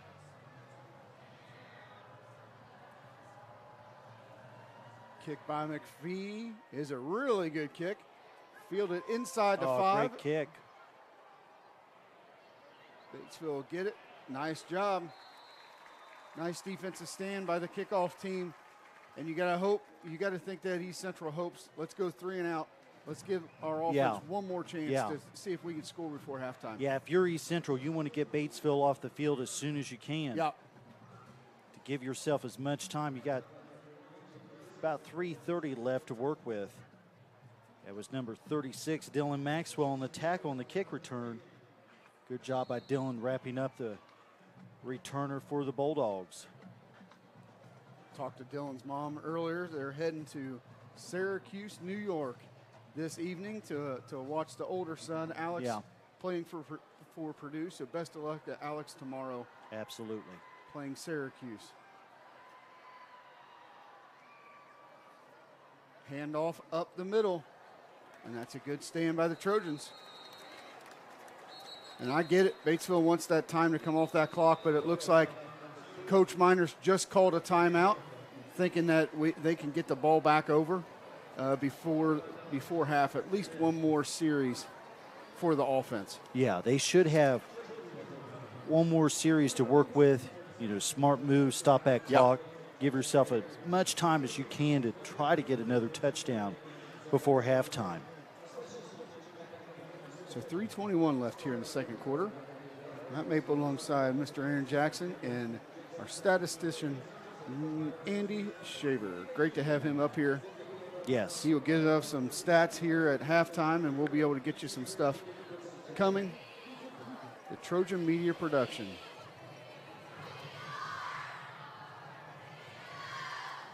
Another great turnout here by the Trojan fans. It's been a nice evening for football, really, Jack. Yeah, it really has. And been a really good, easy season so far for the first 4 games. Yeah. 5 games, I guess. Can't believe we're already there. Yeah. Yeah, a couple more weeks, man. It'll be having the sectional draw and lining up the brackets. Yeah. Before you and I know it, we'll be doing some basketball games. Yeah. It's kind of crazy. Watching the girls and the boys. So Geisel in the shotgun. 3 wide receivers. Geisel looking to throw. Gets it down the middle. Nice throw, and that's even better defense. Yes. That's fantastic defense by the Trojans. That'll bring up 3rd down for the Bulldogs.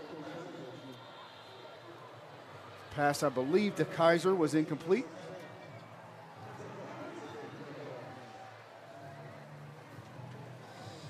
So that's the worst case scenario for the Bulldogs, is an incomplete pass stops the clock at 3:17. Brings up 3rd down. Yeah, if you're East Central, you couldn't ask for a better play call coming out of the Absolutely. Batesville huddle. Yep. So 3rd down for the Bulldogs. Geisel looking to throw again, and he's going to be close. He's going to be sacked. Oh, my goodness, that is a bad spot. That is a safety through and through. Let's see if we can get a replay on that one. Jack, I don't see how that was not a safety. Folks, There's here the it is. replay. I'll tell you what, he's real close to being a safety. I'm not sure. I don't know if they ruled him down before he was ruled in the grasp or what. Right. But it's going to be a timeout. We've got an injured player here, Matt, on the field. We also will take a timeout. 3:06 left here in the second quarter. We'll be right back with you.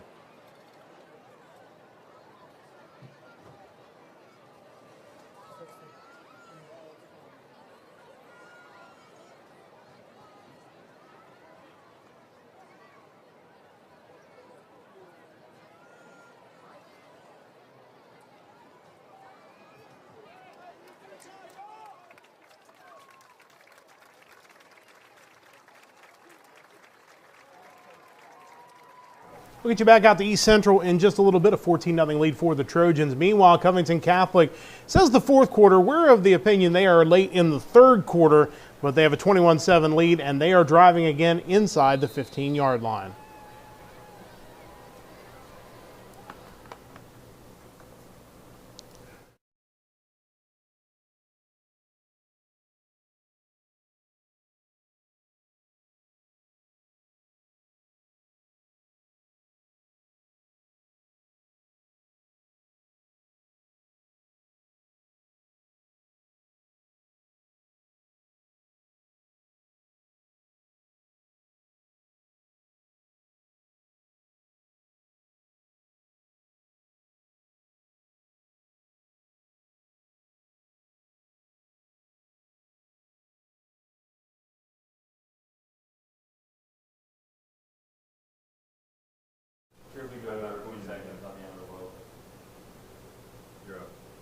So Covington Catholic extending their lead late in the third quarter.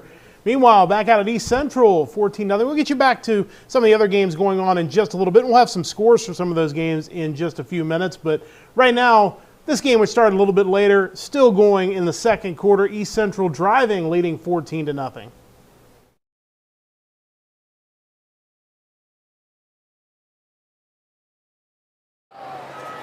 Burton looking to throw. Yeah, you got to think they're looking at possessions in the end zone for Brotherton. Oh, that's just, my goodness sakes alive. That kid's an athlete. He is. And just couldn't come down with that one. Yeah, he climbed the ladder, but just couldn't reel it in. Yep. That'll bring up 2nd and 10, and you got to think they're not worried about the down and the distance. They're worried about the end zone right now. Oh, yeah. Jack. Yeah, you want to score as quickly as you can to give your defense a chance to get yourself a 3-and-out offense right back on the field. 2:59 left here before halftime. There's Burton in the backfield, hands off to Ringer. You may not need to throw it, just give it to Ringer. Ringer right up the middle, takes it down to the 4-yard line. Yeah, another great run, slipping past tacklers and breaking a couple on his way. And East Central right at the line, they're ready to roll. Yeah. Yeah, there's no hesitation now, Matt. Ringer right up the middle. He's going to get down to about the 3. See what East Central chooses to do. There's an injured player. Well, maybe not. 2:36 left here in the second quarter. East Central right at the line looking. Don't be surprised if you see Brotherton in the far corner here. Just go up for a fade. Yeah. Burton, end zone, touchdown Trojans. Nice read there by Burton, Matt, to get it in. Jack, that took less than a minute for them to score. So obviously McPhee's going to come in. He's going to take over the PAT part of it. But you got to be really happy with the offense right now because they're rolling. Yeah, they are. I mean, they're ready. They're in sync now. And if they can hold Batesville to like 30 more seconds, they've got a legitimate chance for another nice drive. Absolutely. You get a 3-and-out. Yeah. And you got a real good chance. There's McPhee up. PAT is good and good. 2:18 left here at Trojan Field. 21-0 in favor of the home team Trojans over the Batesville Bulldogs. We're going to take 30 seconds. Let the kick team get out there. We'll be right back with you.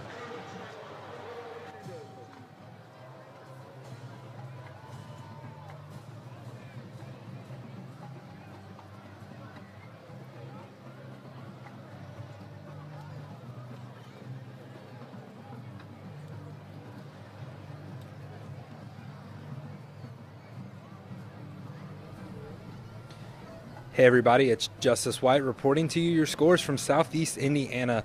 The Tigers defense holds Franklin County to under 41 yards in the first half as they're winning 15-0. The undefeated South Dearborn Knights are up 28-3 versus Greensburg in the second quarter. And thanks to our new friends at Trojan Media Productions, I figured I'd bring you a new score of the 9th annual Battle of the Railroad between Jennings County and Madison, where Jennings County is up 27-14. We'll continually be updating these games throughout the night, but for now, back to the game. We'll take a little bit of a break, but have student council reps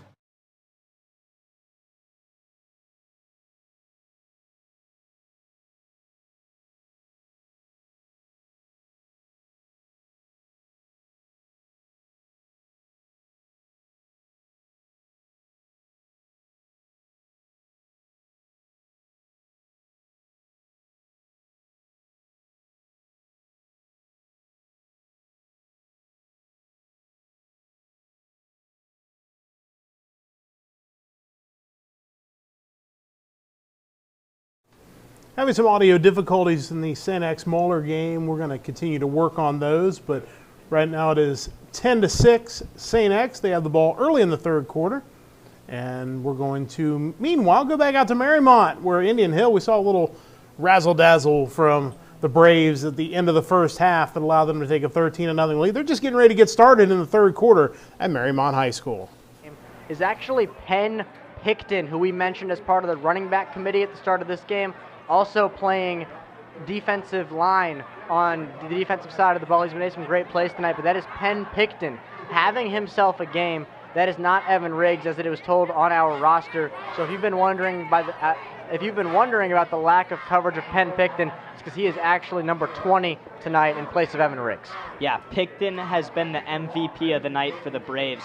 This kid had a pick, he's had a sack, he's had multiple tackles for a loss, and we've been labeling him as Evan Riggs all night. I'm not going to lie, Will, it was not our fault, a roster issue. But shout out to Penn Picton. Sorry if you're a part of the Picton family. We did not mean to do that, just a little bit of an issue with the rosters. But Grace is going to start out the second half of play, and they're going to give the ball and pick up about a 1-yard carry.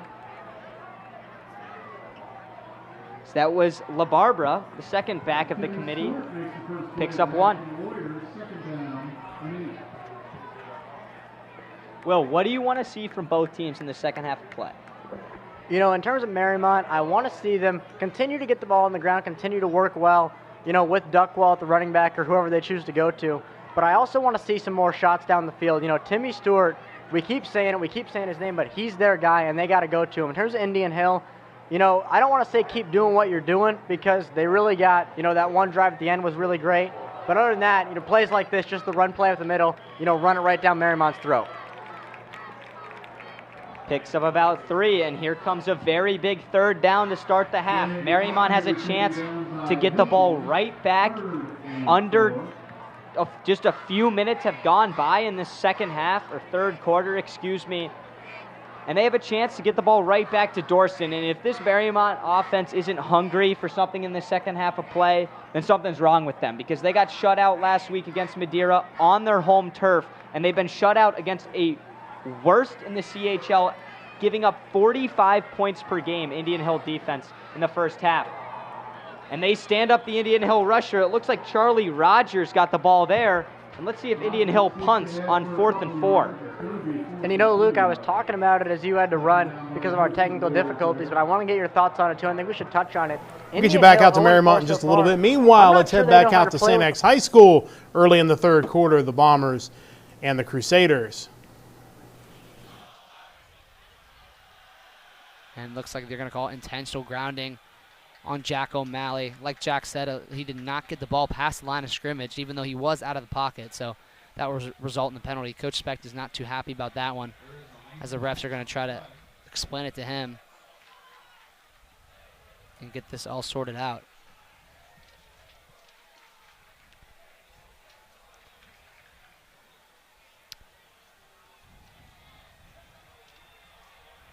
And once again, we're lacking the over-the-speaker calls, although it does look like the Bombers are going to move back, so the call will stand.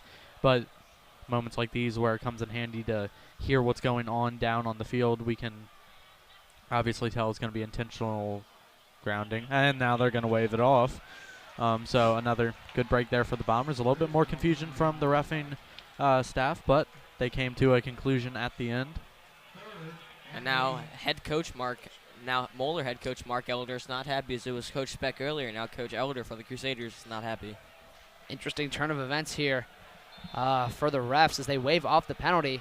St. X trying to take advantage of it. Jack O'Malley back there once again as Weber is going to motion right, motions back left.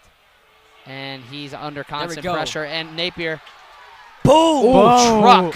Putting the shoulder down. How about Steve? Steven Napier lays down the hammer. Making the tackle, but not before. Steven Napier makes a great play offensively, as that'll bring up first down for St. X. Saliga there, 4th tackle of the game, leading the Moeller Crusaders. Hand off to Napier once again. Not as much room on that one as it'll be brought down. Looks like 4 yards past the line of scrimmage. And we mentioned the good coaching. The Bombers really getting some good play calls in as another star. We saw head coach Luke Fickle of the Cincinnati Bearcats is out here tonight. And the Bombers taking on the Miami Redhawks in the battle for the victory bell. They've won it 15 years in a row, looking for 16th in a row. That game's going to be at Paycor Stadium for any of you Bearcat fans. Make sure to tune into that on ESPNU tomorrow. I'm not sure who Kentucky is playing, though. I'm sure Gannon knows. Oh, I do know. They got the Penguins, Youngstown State tomorrow, but we're focused on some Bomber football here tonight. Jack O'Malley takes the snap, handed off to Napier. As he'll be brought down immediately by the Moeller defender. Looks like that's going to be number 46, Joe Giannetti, on the tackle. Joe Giannetti there going toe-to-toe with Stephen Napier, not letting Napier pull the physicality card on him. Giannetti, one of a couple defenders on this Crusader side of the ball that could really stand up to Napier in the physicality game. They're putting a good hit on him, and now the Bombers face a 3rd and long. 3rd down and 8 here for the Bombers. 8 minutes, 30 seconds remaining in this 3rd quarter. St. X trying to pick this one up. It'd be a big one.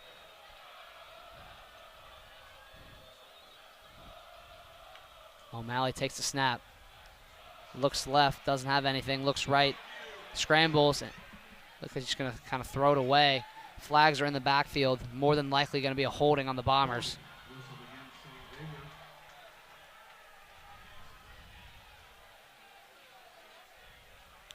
It's going to be interesting to see if head coach Mark Elder elects to accept this penalty. Decline. And it'll be declined, so the Bombers will face a 4th and 8 now. Ball going to be lined up exactly on the 50-yard line, and we'll see the junior Will Goshorn come out for another punt attempt most likely. And Specht is going to send out the punting unit. And definitely don't want to, more than likely don't want to go for it on that one. It'd be great field position for Moeller. St. X failed to pick it up, so just want to play it safe here as Will Goshorn is back there to punt it away for the Bombers. Got to be careful, give them time to get one off here. High snap, he corrals it though. A little bit of pressure. Looks like it might have gotten blocked with the way it fluttered. It was a high snap though.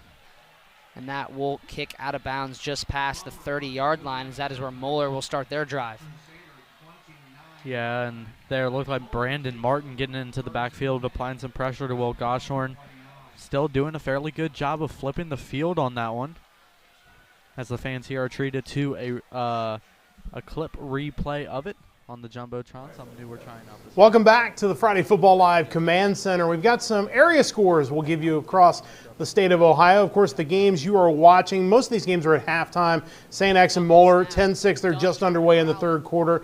Also, Elder just getting ready to get underway in the 3rd quarter at the pit, leading Louisville St. X 10-7. The other game in the GCL South tonight, LaSalle on the road to DuPont Manual, and they are just before halftime. DuPont Manual a 13-9 lead.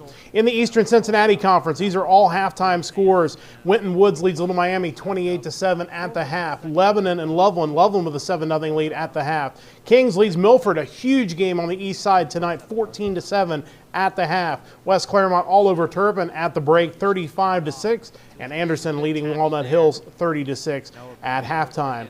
Greater Miami Conference, most of these are at the half. Lakota East leading Hamilton 7-0. Middletown and Mason all knotted up at 7 at the half. Fairfield and Oak Hills all tied at 17 at halftime. Just underway in the 3rd quarter, Princeton getting on the board. They still trail Dakota West 17-7. And Colerain, could it be the night for the Cardinals? They lead Sycamore at the half, 9-7, looking to break that 4-game losing streak to start the season. Cincinnati Hills League, Deer Park leads Taylor 7-0 at the half. It's Madeira 35-0 over Finneytown at the break. Indian Hill, in game we've been watching from Marymount, they're just underway in the 3rd quarter. Indian Hill a 13-0 lead, and Wyoming leading Reading 15-0 at the half. Out in my neck of the woods, Southern Buckeye Conference scores Bethel Tate over Batavia 28-0 out at the half. Lancaster in the King of the Road game leading Goshen 26-3. Hillsboro over Claremont Northeastern at the half 13-0. Williamsburg all over Lockland 34-8 at the break. Western Brown rolling up in Eber against Miami Trace 44-0 at the half. Minford leading East Clinton 28-7. New Richmond, this one in the 2nd quarter, leading Norwood 14-0. Wilmington a 28-0 lead over Aiken. Coming off of a 45-0 win last week, the Hurricane rolling through a half against Aiken. And Clinton Massey looking to break their season-opening 4-game losing streak, leading Harrison 21-17. Some games from the GCL co-ed. Alter leading Northwest 10-7 at the half. 14-14 Edgewood and Chaminade Julienne. Baden a 20-0 lead over Ross at the break. Those are the scores so far in Ohio. In the region, we'll get more scores as we go on. And of course, we'll have all the final scores that come in at the end of the night once our broadcast wraps up here on Friday Football Live. That's all here from the Command Center. Let's get you back to the game here on Friday Football Live. 6 minutes remaining in this third quarter as Dunn takes a snap. And it's going to be a little screen pass. He's got a man. He's got plenty of room. He's got a couple blocks, and it looks like he's going to go all the way. 10-5, touchdown, Moeller Crusaders. And it looks like it was number 2, Ryan Meckley, the senior wide receiver, taking that one for the Crusaders. We've seen him have a huge impact for him this year. There's a flag back at the 45-yard line. We could potentially see holding here on the back end of this play. I did not notice it, but I saw the Bombers student section pointing over towards their right. So this could be interesting, and hold the celebration for Moeller. It looks like it's the refs block, are motioning. Block below the waist. Block below the waist. Wow. That is not legal. Big miscue from Moeller. And now you can see the refs kind of waving back. And now Moeller still kind of. Yeah. That's going to bring them way back. So Moeller still flying their flags on the far side of the field. Yeah. But they will move back, face a 2nd and long, and a potentially game-changing touchdown will be wiped off the board.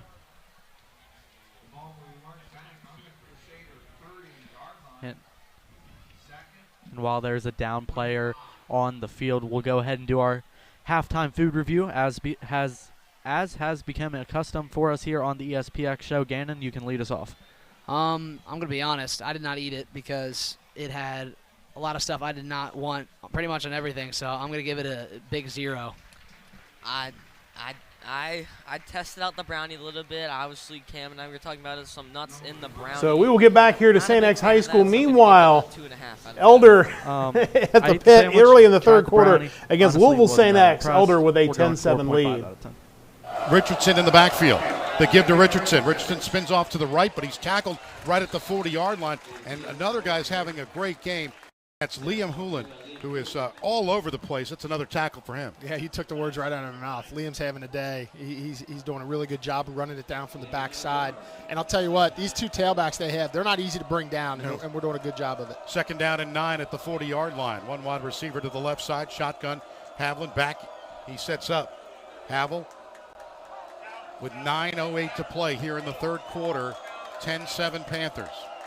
Shotgun now give to right side, the running back across the 40, and not much more than that. Hoolan again on the tackle. He just needs to be in the backfield. He knows what the play is, it seems. Well, guys next to in the booth next to us knew what the play was too, right? You heard him screaming it down. Hey, it's a counter, it's a counter.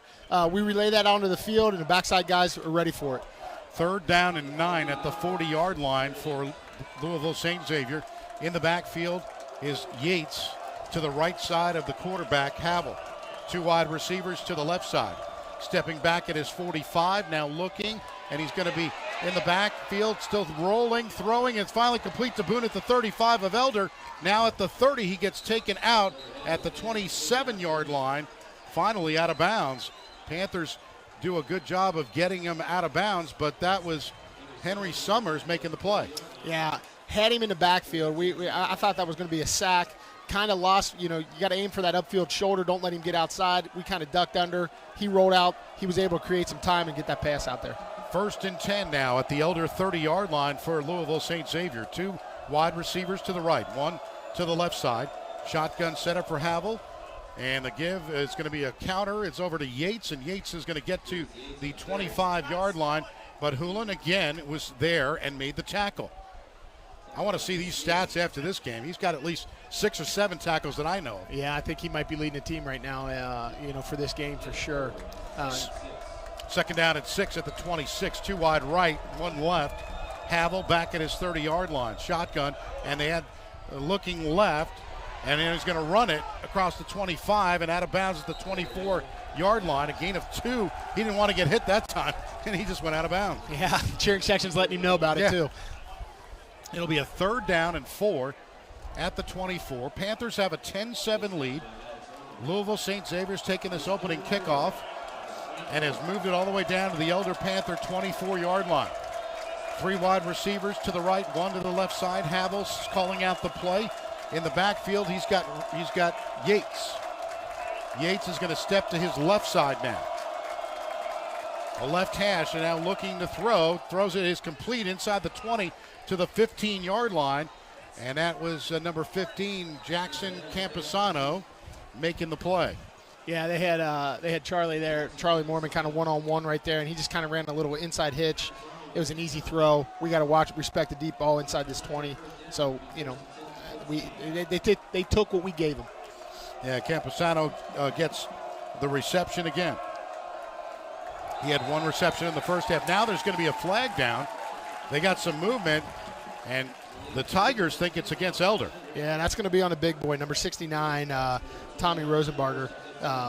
He definitely thought Samari moved up front, but unfortunately for him, it did not. And fortunately for us, he was offsides. Yeah. Red River Gorge Cabin Rentals, the beautiful Kentucky Red River Gorge, have mega 12-bedroom cabins available for big groups or families, and only a short 2-hour drive from Cincinnati.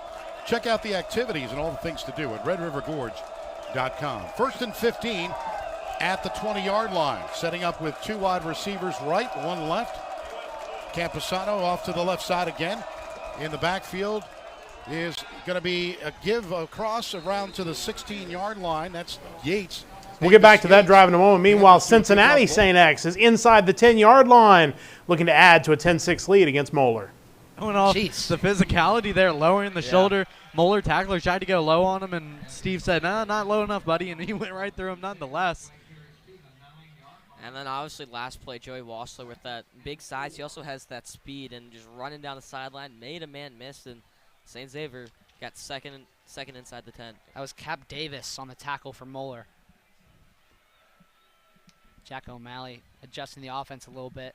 So he'll take the snap, hand it off to over-reliable Stephen Napier, as he'll get it past the line of scrimmage.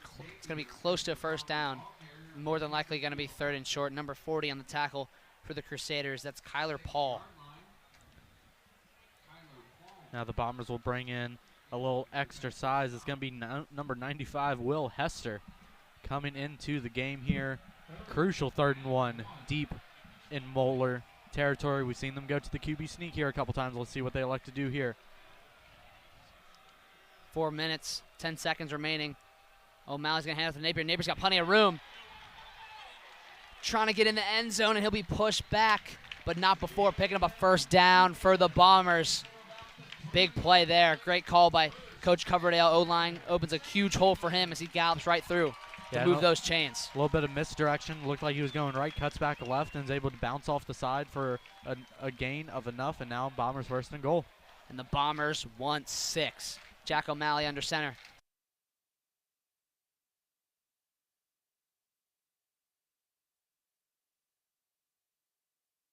Yes. Some technical difficulties at St. X. Their video's cut out. It's going to be back in just a moment. We'll be able to get you back out there. So, meanwhile, Elder and St. X are in a timeout, it appears. But I think the Moeller looks like a field goal just scored as it's been updated on the board. It's 10-10 between Louisville St. X and Elder. And there you go, Indian Hill and Marymount. Indian Hill had a drive going, but Marymount now has the ball, still trailing 13-0 late in the 3rd quarter. And we're going to get you back out to St. X here in a few minutes. It looks like their technical difficulties have resolved themselves. We'll be able to get back out there to catch the end of that St. X drive against Moeller. Because you know Indian Hill's going to have their eyes on Davis Whitmore, on Timmy Stewart, and on the Morgan brothers. So if you can get that quick check down to Talon Vianello, he's going to kind of fly under the radar of this Indian Hill defense, and he'll be good for some completions late in this game. Another check down. Timmy Stewart, complete, picks up 7 or 8. So we saw it. If you were looking at the bottom of your screen there, you see number 8, Kopfer. He backs off at the last. Here, and that'll bring up 3rd and goal. Good play defensively. Moeller trying to stop Stephen Napier getting in, doing a good job. Backs against the wall. Cam Gannon, I got a question for you. Inside the 3, you got 2 downs to get this 2 downs? Yeah. Third and Yeah, fourth? you definitely have 2 downs here. I mean, you're playing Moeller. If you're playing Moeller at home, Skyline Crosstown Showdown, you're this close. I don't think 3 is really an option. I think you want 6. And they're going to have trips to the right here. O'Malley motions his guy right a little bit. It's going to be a pass. Rolls Throw right. it. He's got nothing. He's going to throw it away. Intercepted. Oh, no. my gosh. And it is intercepted. Or wait, no. There's going to be a flag on the field. Let's see what they call. It was Matthew Salik on the interception, the Navy commit, who came up from in the end zone to make a diving catch. Yep, it's going to be an interception. Refs rule it as Moeller will take it at the 5-yard line. So big play defensively for them. Jack O'Malley kind of scrambles around, had nothing, throws it in the middle of the field, and that's probably what's going to happen. And it's intercepted by Matthew Sleeg. A good play by him. Yeah, and you have to wonder if perhaps O'Malley, we saw him throw it away earlier. They tried to call intentional grounding on it, waved it off, but potentially maybe that fear of it being intentional grounding still in the mind there. But the Bombers, big defensive chance here with Moeller pinned deep. Dunn's going to hand it off to his guy, Marshall, in the backfield, as he breaks through the initial line of scrimmage, as that'll bring up 2nd and manageable for the Crusaders. While Robert Houston made that tackle, Noah Beck, the linebacker, really held outside contained. We've seen Jordan Marshall be able to get to the outside and get 15-yard gains. That was a good job by the Bomber linebackers to kind of seal off the edge and only force Marshall to like a 3 or 4-yard gain there.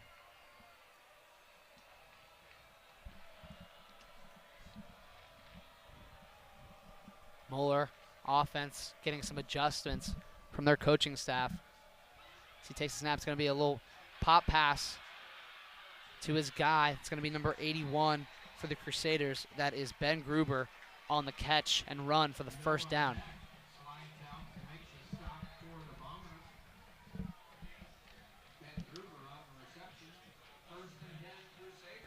Similar play on that one to the big pass, for the Bombers in the last possession, Joey Wasser, that got them in that position to try to score, but works out for Moeller on that one. St. X showing signs of pressure here.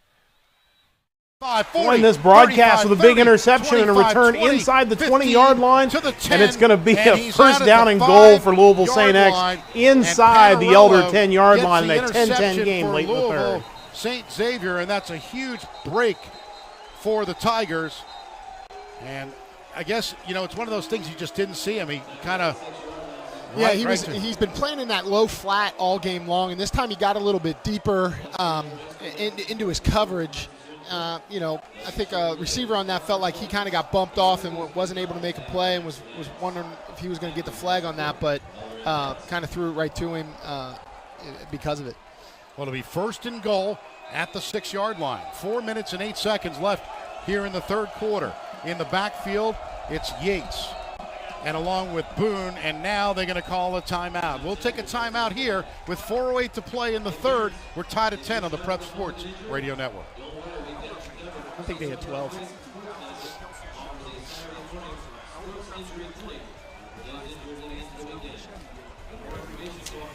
So timeout there as Louisville St. X looks to take the lead. Meanwhile, we'll head back to St. X High School on the Cincinnati side as Moeller has the ball across midfield in a 10-6 St. X lead late in the third quarter.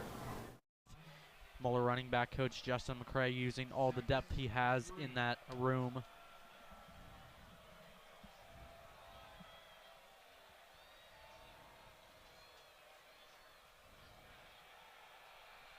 Dunn takes the snap, play action. He's looking right, and he's got a he's man wide wide open. open, Tennell Bryant, and he is diving out of bounds. Incomplete pass. Incomplete. Did not get the feet down. He had him wide open, but could not make the catch. And a crucial miscue there. Yeah. Potentially could be impactful later on in this one. 3rd and 3 now. As we see Luke Dunn leading his man way too far out to the outside. I mean, Tennell Bryant was wide open, too. Yeah, Tennell Bryant was wide open. 20 yards of him. Miscue by the Bomber defense, but you got away with it, so you just got to correct it and move on. Yep. I think if you're St. X, Moeller's making a lot of miscues here, and they really got to take advantage. I feel like there's a lot of mistakes that Muller's made. You think they could be up by a little bit more, as there's going to be a False flag. start. Whole lot of things wrong Every time on they that play. Every time they try to go hurry up, they get a false start. Yeah, and I believe that's the third time they've gone to it here tonight, and that's the third time they've been whistled for a false start on it. Yeah. Looks like they're going to get the ball placed. So we'll get you back to St. X High School in a moment. Meanwhile, Louisville St. Xavier trying to take advantage of the interception. That's an incomplete pass, but St. X has the ball inside the 10-yard line in a 10-10 game. Gets it here. It'll be, let's see, 3rd down and goal. The ball, actually they're not. They're going to give them at the 4. They're going to say it was incomplete. Yeah, I think you're right, and that's what they were arguing about. But it looks like it might have kind of popped out right at the end. He didn't complete the catch, as they say. Yeah, did not complete the whole catch. The process, 2 wide receivers right, and now setting up this 3rd down and goal at the 4. And now they jump. They're going to move it back 5 yards. So the Panthers get a break there. So now it's going to be 3rd down and goal at the 9-yard line. So this is what the Panthers need here. They need to force them to a 4th down for a field goal. Yeah, for sure. I think what you're seeing on the offensive line, one, there's either some miscommunication on what the count is or what they're going to go off of, whether it's a color, a number, whatever they're going to do. But they're getting a little happy with their feet, and it's to our advantage. 3rd down and goal. The ball spotted at the 9. 3:28 left in the 3rd quarter of play. We're tied at 10 after the interception by Panarella. 2 wide receivers to the right for Louisville St. Xavier, and they're still kind of talking, trying to set up this play. I don't think they have an idea here on what they want to do. Now they finally get in. So it's a 3rd and 10. Now they move it back at the 10. So 3rd and goal right around the 10. Looking, throwing into the end zone, and it is incomplete. And no flags on the play. And the Panthers are going to this is going to be a 4th down and 10 coming up. Let's see what they'll do, and I would imagine they will go for the 27-yard field goal. Yeah, they're definitely letting them play out there, I'll tell you that. But, yeah, really good rush. I thought he was going to step up and take it, run after it, but let it fly. We were in there defensively in position and made a play. Zoller will look to add this one. Holding is going to be Campiano. Campiano will hold this one for Zoller. It's to the middle of the field, right around, and this one is off to the right, but this one is good. So with 3:19 remaining in the 3rd quarter, it's Louisville St. Xavier 13 and the Panthers 10. We'll take a timeout on the Prep Sports Radio Network. So Louisville St. X taking advantage of the interception, but only getting 3, and they lead 13-10. Meanwhile, Indian Hill Marymount, and they are in the 4th or near the 4th quarter. We'll see. It is early in the 4th quarter, and Indian Hill still hanging on to that 13-0 lead. Leone is pleading his case on the sideline. And you know the student section is letting them hear it right now. They really want this call. But as it looks right now, the Warriors seem to be backing up. I don't think they're going to get it. So there's 2 flags. There was one before the snap, which eventually Marshall gets the ball on the left side. He's got plenty of room. Breaks the tackle. Breaks a couple more. This will be brought down to the 5-yard line. Good play by the Crusader running back. And that's what he's in the game for, to pick up 20-yard runs like it's nothing. Obviously down all the way to the 6. Be a pickup of 19 for Molnar, and what looks like St. X had him dead around the 40, and they're all of a sudden got 1st and goal. Jordan Marshall there showing off the speed and the power. Like you mentioned, picking up a lot of yards on that one. St. X student section.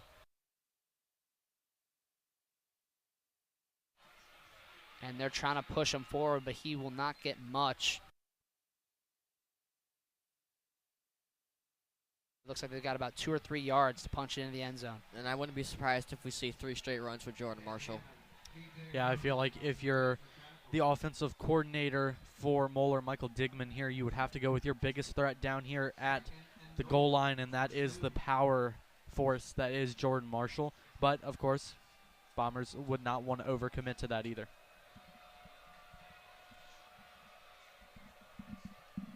Done. Shotgun, hands off to Marshall.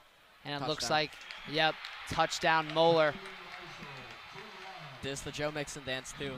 Had an open hole there. and a little extracurricular activity in the backfield, but refs won't call it, as that'll be a touchdown for Moeller. Jordan Marshall marches right in. Good job of the O-line there for the Crusaders, as Moeller will take a lead 12-10 here.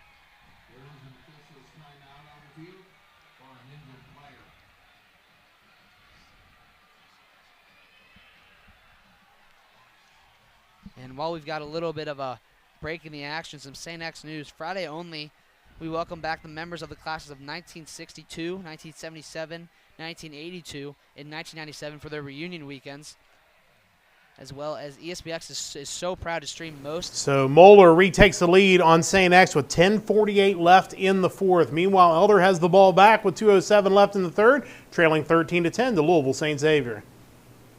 Yard line, a gain of 8 on first down. Now that has been good so far. The running game of the Panthers working with the quarterback now. Yeah, for sure. You know, it's now that you bring Schuster in, they think you're going to pass. Now they kind of start getting back on their heels, getting ready to get into their drop, and we run a little delayed draw there with the quarterback. And Reuter comes back in. So this is going to be, again, we got Reuter in a quarterback now, stepping up. He's got Ottenreeb in front of him, 2 wide receivers to the right side. And setting up with a snap on a 2nd down and 2 at the 44. It's going to be Reuter. Reuter's going to run it. He's got a first down. He gets to about the 49-yard line, maybe the 50, right about midfield. And Reuter is doing a good job. Really good job by Jacob Schwartz and that offensive line. They kind of rode him down.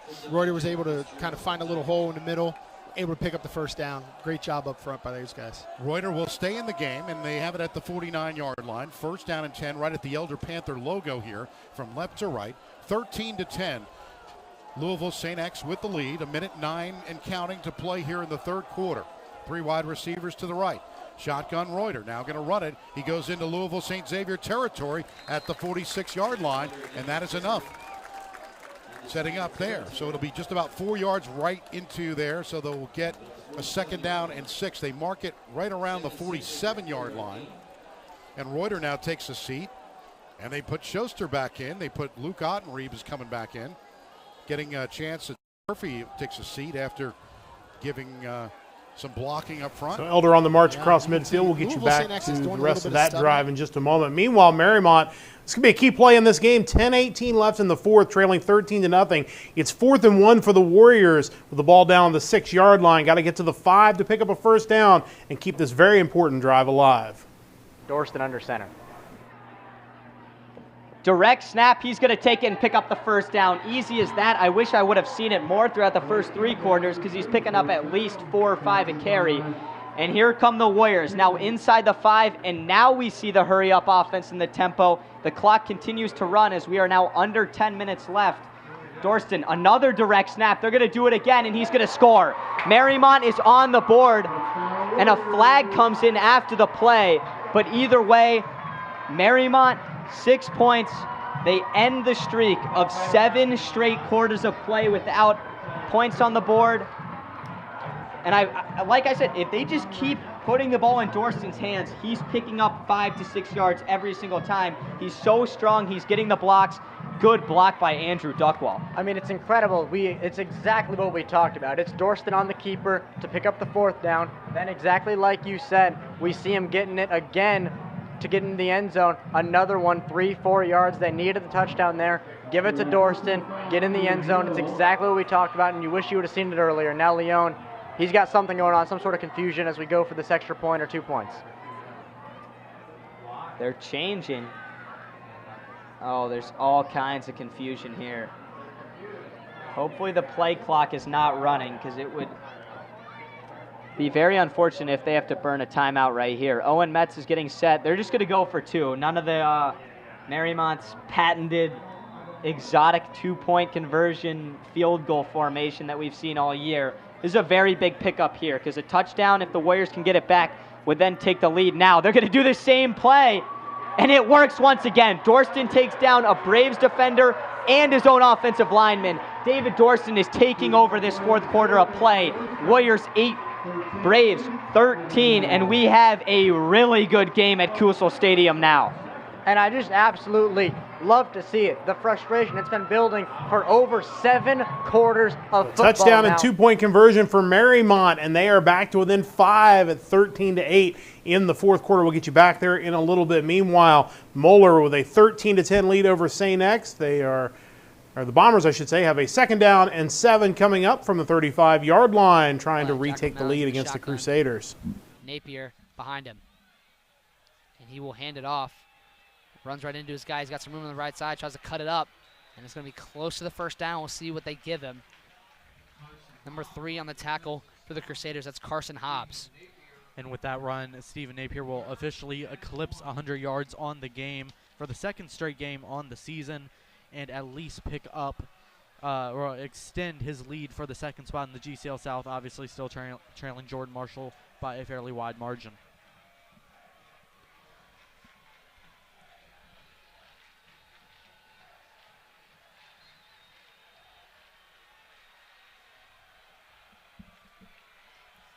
We'll get you back to St. X in a moment. Meanwhile, Elder driving, and they are trailing 13-10. And a big play, a gain inside the 10-yard line, and it'll be 1st and goal for the Panthers looking to retake the lead against Louisville St. X. Couldn't tell from the right side. It was the right side end zone, but it's a 1st down and goal, and now we're going to get a quick timeout for the Elder Panthers. We're going to keep it here, but oh my, that looked like a touchdown from up here. But portions of tonight's Elder game is sponsored by financial advisors Adam Schuster, Ted Lucian, Matthew Smith, and Jacob Lindsay of the Lucian Schuster Smith team at Morgan Stanley in Cincinnati, offering wealth management planning for their clients. Elder grads Adam Schuster, a certified financial planner practitioner, and Jacob Lindsay, financial advisors at Morgan Stanley. Down Currently 10, 9 minutes, 27 seconds remaining in this fourth quarter. And that's an awkward throw for those right-handed quarterbacks throwing out to the left, trying to make a throw on the run across their body. Maybe I didn't think O'Malley had too much pressure. That's time where maybe he should stop, set his feet and throw. But as a quarterback, he'll learn that as he gets more experience. Yeah, definitely just have to remember this is only O'Malley's 5th game as a varsity starter, so still really getting into the flow and learning what to do in certain situations. A little motion here as Jack O'Malley's under center now. So he'll take the snap. He's going to hand it off to his guy Napier in the backfield. As Napier will be brought down just past the line of scrimmage. That's going to be a 2-yard gain. That'll bring up 3rd and 8. Flowers is getting this football off to the right side. 1st and goal at the 1. Yeah, they've kind of got it slammed up here in the middle, so we'll see what they do. Schuster sets up shotgun. He's got Ottenreeb in the middle there, and Schuster's going to keep it himself into the end zone. This time, there's a definite touchdown for Ben Schuster, and the Panthers take the lead, 16-13.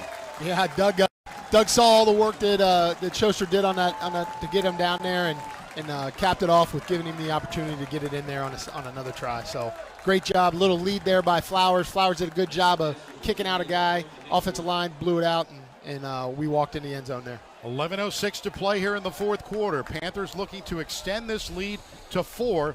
LeMaster, after that 9-play, 76-yard drive, 4 minutes and 6 seconds. Encroachment on them. Oh, encroachment on Louisville St. Xavier. But anyway, 9-play, 76-yard drive capped off by a 1-yard touchdown run by Schuster with 4:06 on the clock that they took off. Great drive by the Panthers. All running plays, too. Yeah, all running. It looks like we let it go, and we're just going to go ahead and kick it. LeMaster will look to add this extra point again with 11:06 to play. Sets up, the kick is up, and it is plenty good enough.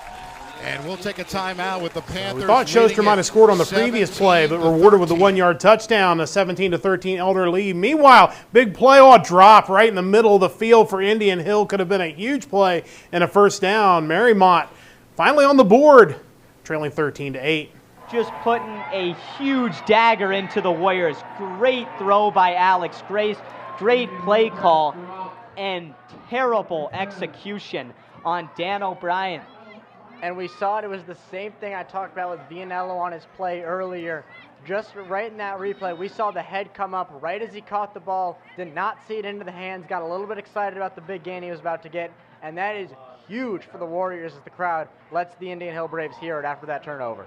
Yeah, Marymount brought the all-out rush, and they got to him, but Grace got it away. Another good Grace punt. Glassmeyer's going to field it. Just trips over his knees at the 45. So good field position for the Warriors with 8:02 to go, and they run onto the field with confidence. The Braves have been on their heels the second half, cramping, getting no gain, getting ran all over on that last Marymount drive. Let's see if they can take the lead here. And this is where, Luke, you talked about it earlier. I would love to see some tempo out of the Warriors. Marymount has the ball back, trailing 13-8. We'll get you back there in a little bit. Meanwhile, the Bombers are driving, trailing 13-10 midway through the fourth. They are down to the 25-yard line. Snap taken, Stephen Napier. Not as much room on this one as St. X O-line trying to push him forward in the pile, but unfortunately will not get much more than that. Well, we have a quick break here. Bring another update. Lakota West leads 24-7 over Princeton and Kings in Milford. Kings still holding control of that game, 28-7. Our producer, Mr. Ebel, had Milford favored in that Kings-Milford game, and Kings out to a pretty big lead in that one.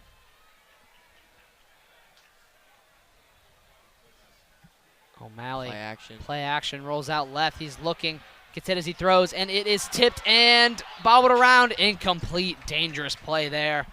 A little scary, but ultimately ended up okay, as that'll bring up 3rd and 8 for the Bombers. And I think the hearts of every Bomber fan, student, everybody, coach, player, watching whether from here or from at home, stopped as that one was tipped multiple times in the air. O'Malley looked like he was trying to force it a bit on that one. And broadcaster Cam, I thought that might have got picked off down. That would have been a big mistake, but nothing happened. It's 3rd down 8. We've seen them pick up conversions like this before, so just trust your play call and execute here. Yeah, we saw them go to Jamal Sharp on that last 3rd and 8. We'll see what they do here. You'd have to assume they're inside Jake Sinja range if you get to that point, but of course they would much rather favor the first down. O'Malley in the shotgun formation. He's got guys out right. 7 minutes, 56 seconds remaining in this ball game. Delay Stephen game. Napier's behind him. Oh, timeout. They're going to get a timeout first. And it looks like Coach Specht is going to call a timeout to save the yardage of the delay of game. As a smart play there to get the timeout off.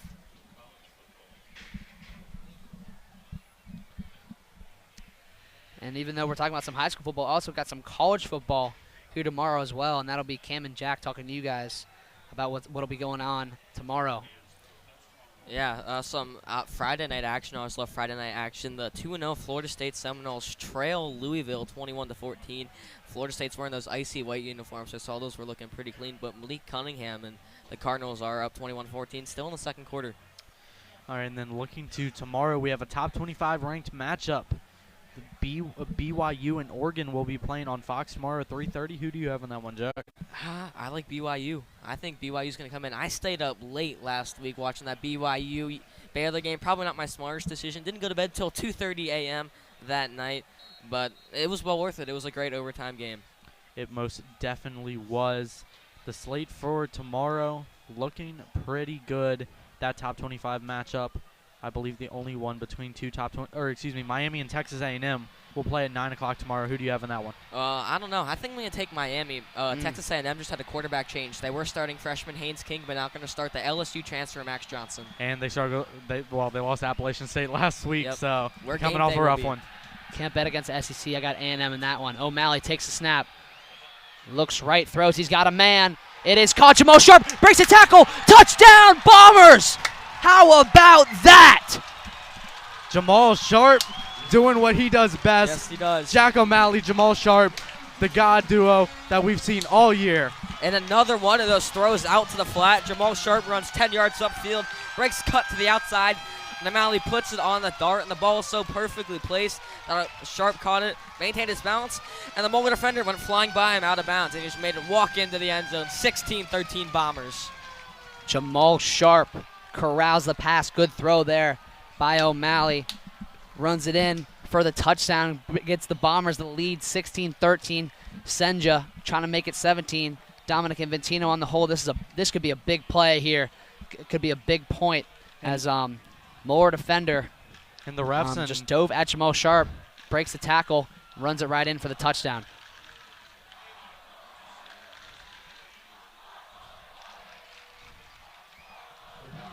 It's going to be the dime, Jake Sinja, as we have coined them up here. Dominic Infantino on the hold.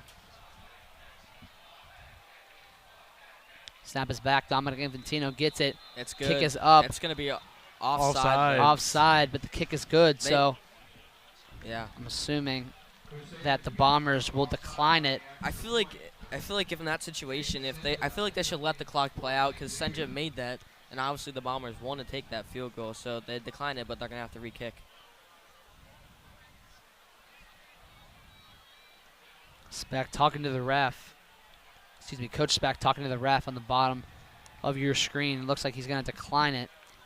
And the ref going out to tell the team what's going on. As they're going to re-kick it. Senja back there. Dominic Infantino on the hold. Snap, hold, money. Good. Patrick Senja. Senja, how about that? The dominator on the hold as it's up through the uprights. Bombers take a 4-point lead, 17-3 over the Crusaders. 7 minutes, 50 seconds remaining. So the Bombers take a 17-13 lead. Football. We'll get you back out to St. X High School in just a few minutes. Meanwhile, Louisville St. X trying to drive to try to regain the lead against Elder with 10:45 to go in the fourth. And Richardson gets to the 44, maybe the 45-yard line. A gain of 4 on the play. So it'll be 2nd down and 6 coming up for Louisville St. Xavier. And they're going to kind of do a little bit quick here with 10:30 to go in the fourth. Down 4. Just before midfield here, 2nd down and 7 at the 44. 3 wide to the right side, 1 to the left side. Setting up his Havel. Back at his 37, looks to throw down the field. Throwing with a big arm, and he overthrows it, and it's going to be intercepted at the 17-yard line. Zach Gutekunst with the interception, and the Panthers get the ball back. I'll tell you, they're really letting him play on the edge there. And, there's a little bit of hand patting down there, but we're in good position. He tries to throw it out over the top. Gutekunst is right there, makes a great play on the ball, and now we're back in business. Zach Gutekunst is having a tremendous season so far. He has done everything you can ask of him. That time it's a huge interception. So now if the Panthers can control the clock, even if they don't score on this drive, give them a chance here so they can just get a couple of first downs here. Yeah, I'd like to see him score, though. Oh, well, of course. I know you would, too. I would, of course. I'm kidding. Course. But yeah, you can eat the clock up here. Now you get in a 2-score situation. Game's in check at that point. 1st down and 10 at the 23-yard line. 2 wide receivers. We need one of those 6-minute drives that they had previously. Schuster's going to run it again. This time they got him in the backfield right around the 20-yard line. And a good tackle by number 32, Austin Erhan. Erhan got him in the backfield. So that time the running did not work, as you would think after that last drive. Elder with the big interception, trying to hang on to that 17-13 lead. Meanwhile, let's check back in Southeast Indiana. East Central with a 28-0 lead and driving midway through the third quarter. Trojans. So how many total East Central High School kids are involved in student council? Right now we have about 42 students.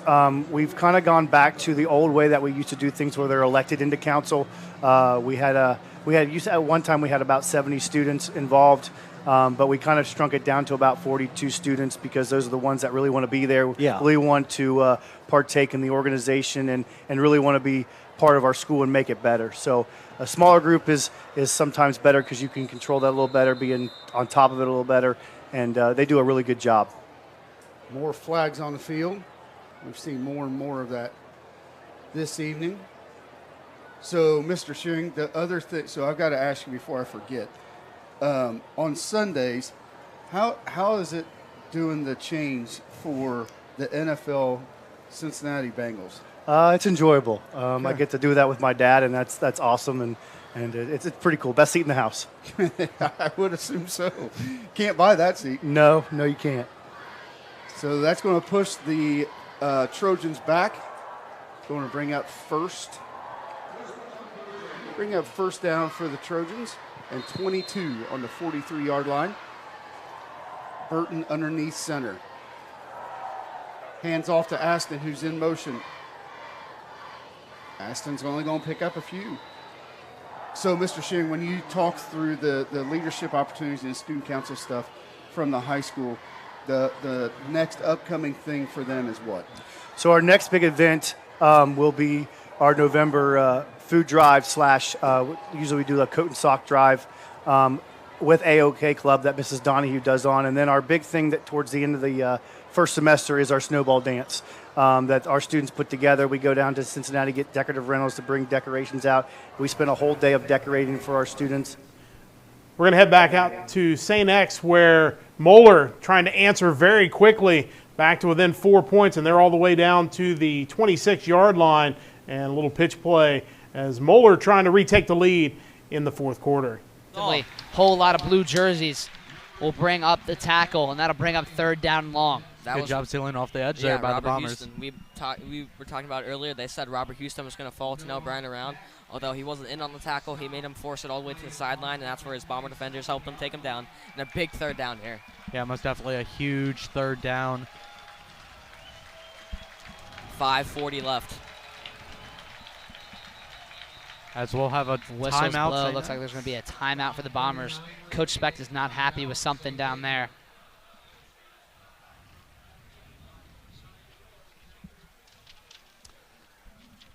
So we got a timeout here. We'll get you back here in just a moment. But Louisville St. Xavier has the ball back against Elder, trailing by 4. Middle to in the 30 to the 35-yard line, and that was Campiano, number 15, who got the reception for Louisville St. Xavier. Now we got a flag. Oh, it's holding. And this one is coming all the way back. Yeah, big time hold. Again, Hewlin came in, put a shot on Havlin right there. He was able to get it off into that middle of the field again against a 2-safety look. But hey, one of those guys was getting beat, and those dirty offensive linemen, they like to hold. Yeah. That comes from a defensive lineman, so I'm just kidding. So Hewlin had 6 total tackles, 4 unassisted, and 1 sack as of the end of 3 quarters, adding that one there. Yeah, I got to pin back here. This is a big series for us. Second down and 18 at the 4. So Havlin, he's in the end zone. Havel is in the end zone now. That is about 3 yards deep. He's got a gun, throws it down the field, and this one is it intercepted? No, it's knocked down, but a good play. The Panthers do a nice job. Henry Summers was right there with him. Yeah, Henry did a Another really long good pass job on that. dropped, nearly another interception for Elder as Louisville St. X backed way up after the holding penalty. Meanwhile, looks like a field goal attempt upcoming for Indian Hill. This would make it a 16-8 game, only 2:26 remaining, but it would still be a 1-score game even if Indian Hill makes his field goal. The hold is good, and the kick is blocked, but Hester grabs it. If I'm not mistaken, the second it's blocked, it's supposed to be killed, but the Warriors bring him down at the 2-yard line. Oh, that could have gotten ugly because they let him play. They're not allowed to advance the ball by rule after it is blocked. It's the same in high school football. A lot of the times, I think in college football, but the Warriors special teams comes up huge, and don't look now. Marymount has a chance to steal this one, trailing 13-8 at half. They now have a So crack. the field goal attempt is blocked. We will go back out there in just a moment. But meanwhile, Moeller still driving against St. X in the fourth quarter, trying to retake the lead against the Bombers. Up to 134 yards on the game, averaging 8.4 a carry. It's pretty decent. It's okay. Dunn takes a snap. Little pass to Tennell Bryant. Good chase down. And he's got nowhere. Good play That's defensively. Whole lot of blue jerseys will bring up the tackle, and that'll bring up third down and long. Good job sealing off the edge there by Robert the Bombers. Houston. We were talking about earlier. They said Robert Houston was going to follow Tennell Bryant around. Although he wasn't in on the tackle, he made him force it all the way to the sideline, and that's where his Bomber defenders helped him take him down. And a big third down here. Yeah, most definitely a huge third down. 5:40 left. As we'll have a Whistles timeout. blow. Looks like there's going to be a timeout for the Bombers. Coach Specht is not happy with something down there.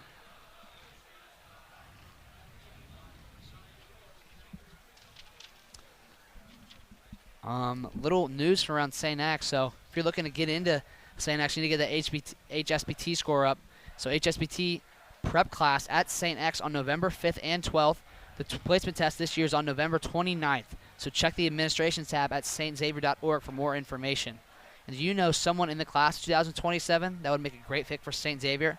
We'll have them visit stxavier.org under the admissions tab and register for a shadowing day.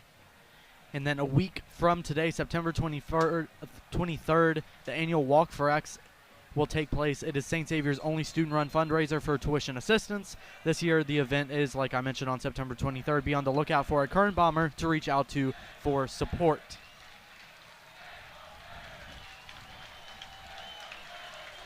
The parents are getting up as the bomb squad tell them to rise, support their Bombers.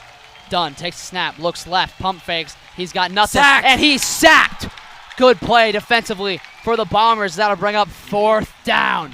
And that's Ted Hammond has the injury on the play, stays in the game, and gets the big-time sack. And the bleachers are literally shaking underneath our feet right now. Yeah, most definitely. Now Moeller is in a very precarious situation. They're lined up on the 27-yard line. A field goal does nothing for you. It will draw it to 17-16, so they will line up to go for it.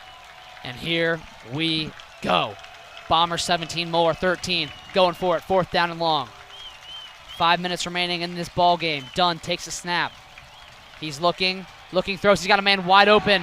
There's no one over there, and he will just waltz right in for the touchdown for Moeller. Big miscommunication on that one as Moeller will take the lead now. A great slipper out there by the Moeller offensive man there. Not quite sure who that was on the reception. And it was Jordan Marshall. Yep. Like you mentioned earlier, wheel route kind of out of the backfield, disguised a little bit and wide open. And they ran everybody else across the middle towards the right side. And it looks like Moeller will go for just 1 on the PAT. And if the Bombers can block this one, a field goal would win it. They would only have to get in range for Jake Senja. Snap is back, the hold.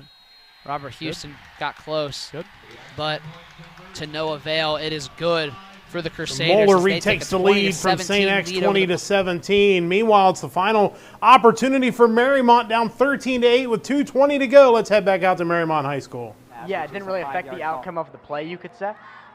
Dorston, all kinds of time. Over the middle has Morgan. Here comes Mark Morgan running right at Noah Frazier, who makes the tackle. And don't look now, Will, into the 48, onto the 48 in Marymount territory. The Warriors have a serious chance with 2:13 left. The clock stopped as they get the field set. They have some momentum going, and they're already ready before the chains are set. Snap is good. Hayden off the edge. Dorston avoids him. He has a wide open Glassmeyer. Will he make the catch? Yes! Did he stay in bounds? Let's see what the call is. He stepped out of bounds, but the Warriors are now entered the red zone. David Dorston avoids the 6'6" CJ Hayden, screaming off the edge. Hits him in the face, but the senior prevails and finds Ryan Glassmeyer, who makes an incredible catch before stepping out of bounds. And you could see it right next to us in the box. The Marymount coaches, they knew they had Glassmeyer down the field. Dorston, a phenomenal play to avoid the pressure, and this just got thrilling. At the 20. Their fumble. Bad snap.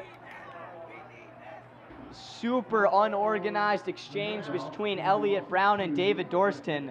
And that kind of lets everybody catch their breath for a second at Kusel Stadium. And that's exactly what I was about to say about the catching your breath. It's a big play, but you have to be able to settle down and not make a big mistake, as they almost just did. The clock continues to run. 93 seconds to go. Dorston, snap is good.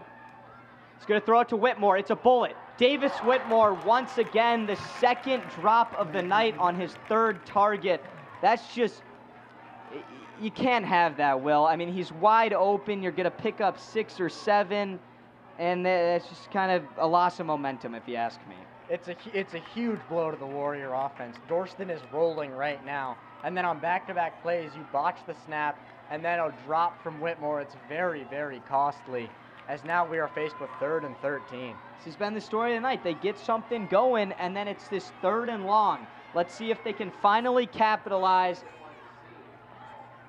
He's had all kinds of time on this drive. He has more here. Has a man in the end zone. It's Glassmeyer. Touchdown Warriors. Touchdown Warriors. Marymount takes the lead. 14-13 with a $1:21 to go. David Dorston, the Marymount offensive line, and Ryan Glassmeyer has brought them back into this football game. What a throw. by David Dorston. Lofts it over the head of the safety, right into the lap of Ryan Glassemeyer. Have yourself a day, Ryan Glassemeyer, on this final drive. Just 2 huge plays for the young man, and it's Alex Grace who falls victim to the touchdown. Oh my gosh, Will, it's got to be one of the most fun games I've been able to call, even be in attendance at. This coach's box to the right of us, of the Marymount coaches in the press box, are going crazy, jumping up and down just like everyone else on the right side of the stands at Kusel Stadium. This is an enormous 2-point conversion. QB keeper once again. Will he seal the edge? Oh, David Dorston sticks his shoulder right into Noah Frazier and buries him, just like the Warriors have done to the Braves in the fourth quarter as they take a Marymount lead, has the lead for the first time tonight with 81 seconds to go. We'll get you back out to that one in just a few moments. But meanwhile, Elder holding on to a 4-point lead over Louisville St. X with 4:20 left in the fourth. Spotted at the 38-yard line. 4 minutes and 15 seconds left here in the fourth. A first down would be big here. They set up now, and now it's going to be Schuster. The pitch to Flowers, yes, to the 35, the 30, 25, 20, 15, 10, touchdown, 38 yards. Luke Flowers, big touchdown. The Panthers lead 23-13 pending.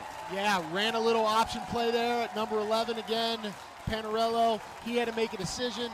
He chooses quarterback. We flick it out to Flowers. Flowers with his speed and his skill level, he takes it in, makes it, breaks through a first contact and gets a touchdown on a little yak. Touchdown number 6 for Luke Flowers. That was nice. And the extra point is up and good with 4 minutes remaining. It's Elder now. The Elder lead is up to 11, 24-13 with 4 minutes to go. Meanwhile, St. X facing a 3rd down and 23. They picked up a first down across midfield to the 49-yard line, but it's been backward ever since, and now they've got probably 2 plays to pick up these 23 yards. May not be enough time left in this one to punt it away, so coming out of this timeout, the Bombers faced a 3rd and 23. They've got to get to the Moeller 39-yard line to keep this drive alive. To not go all the way out on it on this 3rd down, but I do expect some kind of passing play. Most likely, I would have to assume Jamal Sharp on an out route. That's been their biggest success here tonight. I would say Jamal Sharp on an out route, or maybe just look for Joey Wassler to run to like the 50 and sit down if they run zone. Just try and get some yardage back. Yeah, and it does look like Moeller set up in some kind of stacked zone look here, too deep. No guys outright for St. X. 3 at the bottom of your screen. O'Malley rolls out left. Doesn't have a lot. He's looking. He throws, and it is going to be incomplete. Pass was intended for Andrew Weber. Number 7, Conlon Daniel jumped up for that one, was unable to affect the pass, but we are in a tough situation. We'll get you right back to St. X in a moment. Meanwhile, it's 16-13 Marymount. It's 4th down for Indian Hill. They've got to convert to keep it alive. Has time. Does he have a man? He steps up. He's going to try to run for it. He's buried. J.D. Long, the ball is loose. And Evan Morgan recovers. Marymount is 3 snaps away from winning this football game. The seniors step up. Evan Morgan and J.D. Long, the 2 best players on this defense all night tonight. Barry, Alex Grace, as David Dorston might be putting the Warriors. So it's jubilation for the Warriors and heartbreak for Indian Hill, who moved to 0-5 after starting off 13-0 up tonight. They lose 16-13. We got a timeout, another timeout. It is 4th down and a country mile for St. X. 4th and 23. They've got to get all the way to the Moeller 39-yard line. If they do not, it looks like the Crusaders might move to 5-0. We'll get you back for this 4th down play coming up, but we will quickly check in on Elder and Louisville St. X. There's only 1:43 left, or actually looks like we've got 3:52 left in this one. It's 24-13, Elder on top.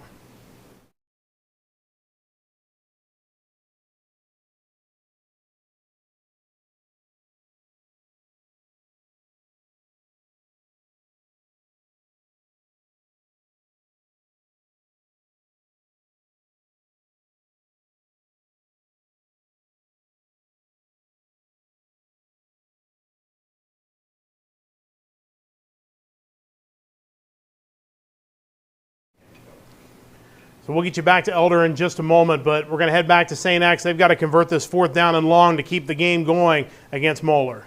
Lions got set up. Jack O'Malley throws on the right side, and it's going to be intercepted by Moeller. Incomplete, but either way, Moeller's going to win this game.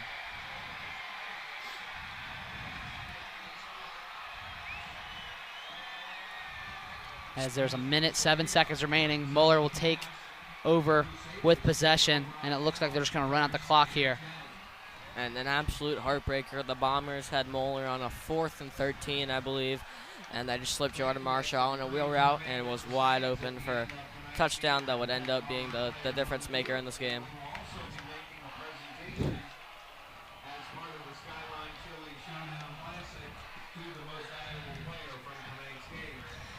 Just another heartbreaking loss, 1 possession game here against Moeller and at Lakota West earlier in the season.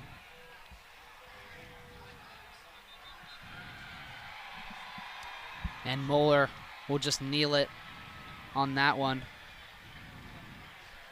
They're going to have to kneel it one more time, I think. As it looks like they're going to have to kneel it once again, as play clock will be a little bit too much for them. As we just want to thank you guys, the fans. This is with all our viewers. It wouldn't be possible without you guys, and this is the largest reaction crowd for EastPX we've ever had in history. So 15,083. So thank you guys for tuning in. Bombers will be back next week at the pit for Elder. We'll see Moeller again in the playoffs. See how that goes then. But for now, Moeller walks away with the win, 20-17. I'm Gannon McMahon, joined alongside Jack Snatter and Cameron Lewis. Have a great night. So jubilation for Moeller. They are 5-0, one of the top teams in the country. Heartbreak tonight for the Bombers of St. X. They fall 20-17. Meanwhile, Elder looking to put this one away against Louisville St. X in the final minutes. It looks like celebration tonight at the pit as well, leading 24-13. Did okay tonight. And the Elder Panthers are going to win this one 24-13. Yes, the Panthers go to 4-1 on the year through 5 games. Next week's a big one, but we'll celebrate this one for now. And we'll come back with the Cooper Electric star of the game coming up on the Prep Sports Radio Network. Liam Hewlin.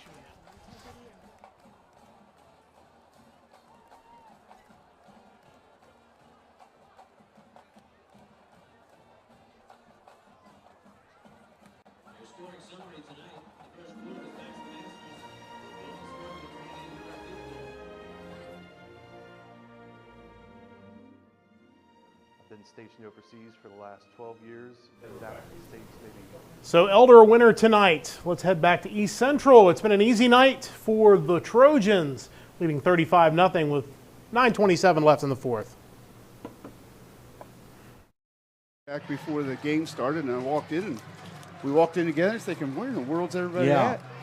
We just went down at halftime, and it's packed. It is. There's another great crowd for the Trojans tonight. And Matt, you and I could both see, just kind of describing it for the folks at home, everybody just standing along the fence row around the track yet again.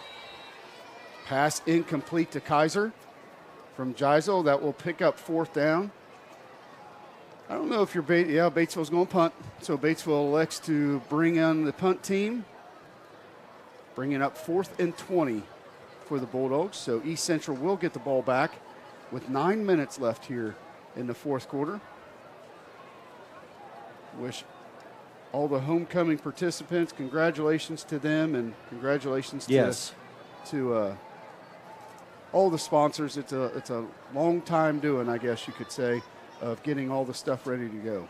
Yeah, and the King and Queen were crowned during halftime. It was Trojan Media Productions' own Maya Ziegler and Peter Coleman.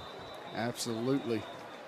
I think we saw Peter a little bit in the pregame. Yeah, doing a little bit of weather there, Matt. Doing a little bit of weather. That's fantastic. Congratulations to both of those. The fake punt comes up empty for the Bulldogs. East Central will take it over. It's going to be on the other side, so probably on the 47. We'll take it over. Coach Miner's rolling his typical crew out there. 8 minutes. The clock will continue to run, 35-0. Matt, you think this is going to be run heavy here for East Central? Yeah, without question. Handoff up the middle to Brotherton. He's going to pick up about 9. Yeah, nice run and nice gain there by Ryan Brotherton for East Central. So he'll gain 7. It'll be 2nd and 3 for the Trojans.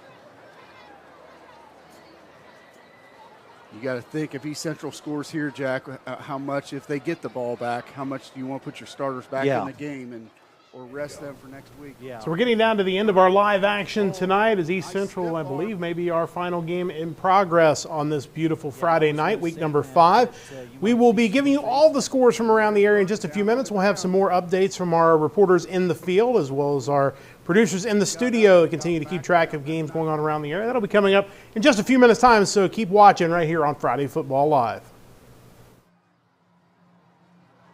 Cole, it looked like he kind of moved awkwardly when he got tackled. It's like, I noticed like a that knee too. Or an ankle where when he got hit. East Central will be in the Wildcat. That's Robbie Blay back there. Junior wide receiver running back, or wide receiver quarterback. Blay fumbles it. Nice job of Ringer taking that ball back over. Yeah, Burton's hurting. Yeah, he can't put any weight on that leg, Matt. Hopefully it's just a cramp, something that Yeah, absolutely. that they can get fixed. Being looked by Sammy, our trainer. Great to have that partnership with Beacon Orthopedics to Yes. have 2 trainers on the field every single home game and away game. So it's great to have those guys down there. Very fortunate to partner with them. There's Blay, catches it in the backfield. Hands off to Ringer. Oh, he was one guy away, but picks up the first down. So 1st and 10 for the Trojans. He was drugged from behind, Matt, by Corbin Davis and brought down. 5'10" freshman for the Bulldogs. Great gain there by East Central. And, Blay comes in, his first thing is a fumble, but it's always hard coming off that bench and being it's just different personnel, and it's not necessarily Robbie's fault. It's just hard to come into the game fresh. Yeah, when you not part of the flow and you're just trying to find your foot in the game, find your feet. There's Aston on the reversal. He's going to pick up. He'll pick up 3 to 7 yards. Going to be 8 yards. It'll be 2nd and 2 for the Trojans.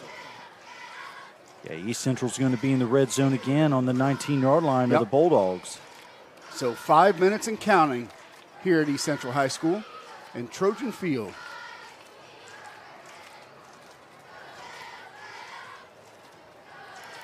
Robbie Blay in the backfield along with Ringer. 1 to the near side and 2 to the far side. Blay's going to keep it, and he can run, Jack. I was going to say, Matt, he's got some great speed. He does. You can't overlook Robbie Blay. Blay will pick up 1, maybe. It's going to bring up 3rd and 2 for the Trojans.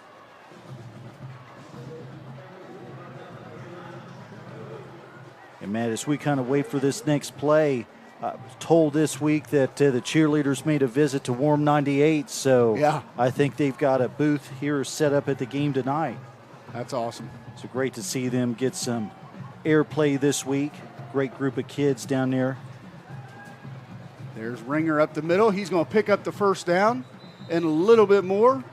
Bring up another 1st and 10. 3:55 left here at East Central High School. Yeah, it's great to get that publicity. The publicity, if I can talk. Just letting everybody know out there. Absolutely, what's going on. Again, another facet of East Central High School. Yeah. Blay in the backfield. One guy we haven't called much tonight is Ryan Brotherton, Jack. Yeah, we really haven't, Matt. He's had a quiet game so far. Yep. Coming off 4 games where he's been not quiet. Yeah, but very explosive. Yep. So Ringer down.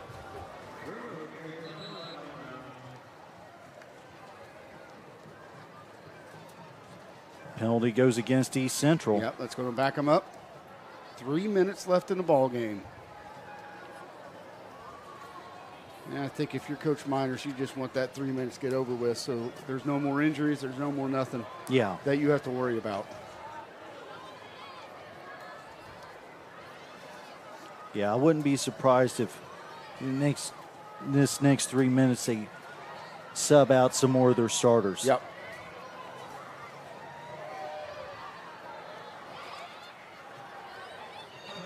Well, one good thing we see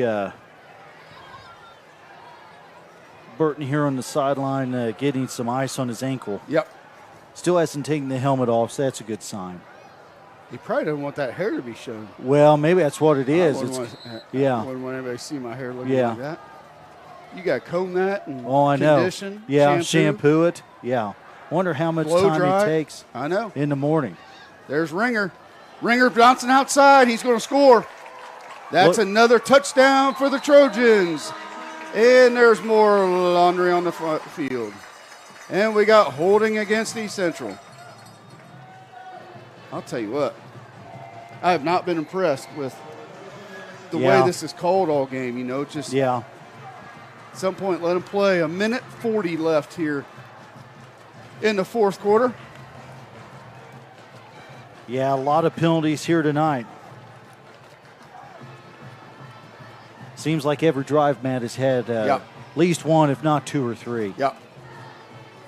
So 35-0, 125. There's a replay. It's a fantastic run by Ringer. Just bouncing, gets up the middle, then bounces outside, gets into the end zone. But that will be pulled back, and that's going to bring up first.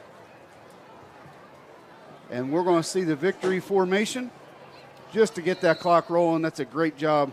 Great play calling by the East Central Trojans just to get that game over with. And you can see Robbie's underneath center, waiting for that play clock to get down to about 0.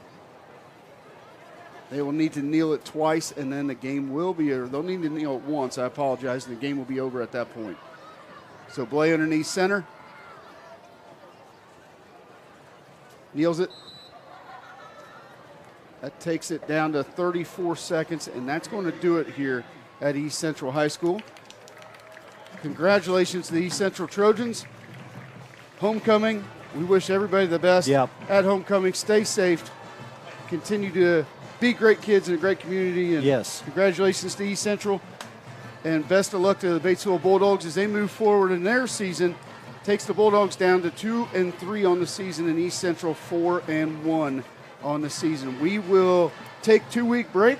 And we'll be back, We'll be back with Guerin Catholic, so stay with us. Be a great matchup, Matt. Absolutely. With that,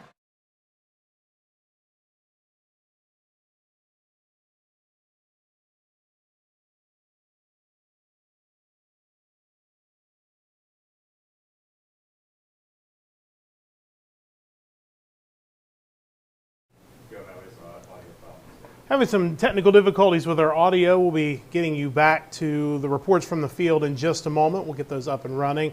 Scores, final scores coming in from around the area. I'll read down a few of them while we're working on our reports from our field reporters in the state of Ohio. One game in the GCL South still going on. They're in the fourth quarter. LaSalle leads DuPont Manual by a score of 16-13.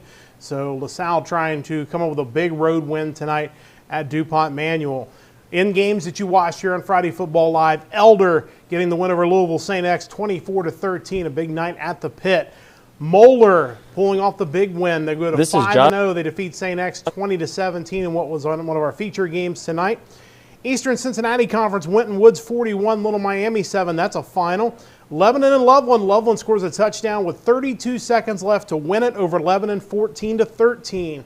Kings defeats Milford 41-7. That's a final. West Claremont beat Turpin. That's a final tonight, 50-20. And late in the fourth quarter, Anderson all over Walnut Hills, 51-18. So we'll give you more of those final scores in just a moment. We're going to check in with our field reporters on games going on in Southeast Indiana and Northern Kentucky.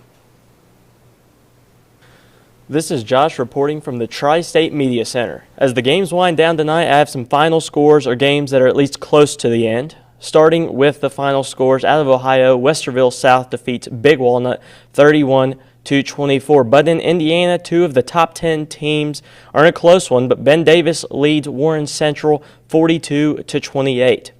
And in one of the biggest games in the state of Kentucky, in Louisville, Male and Trinity are in a tight one.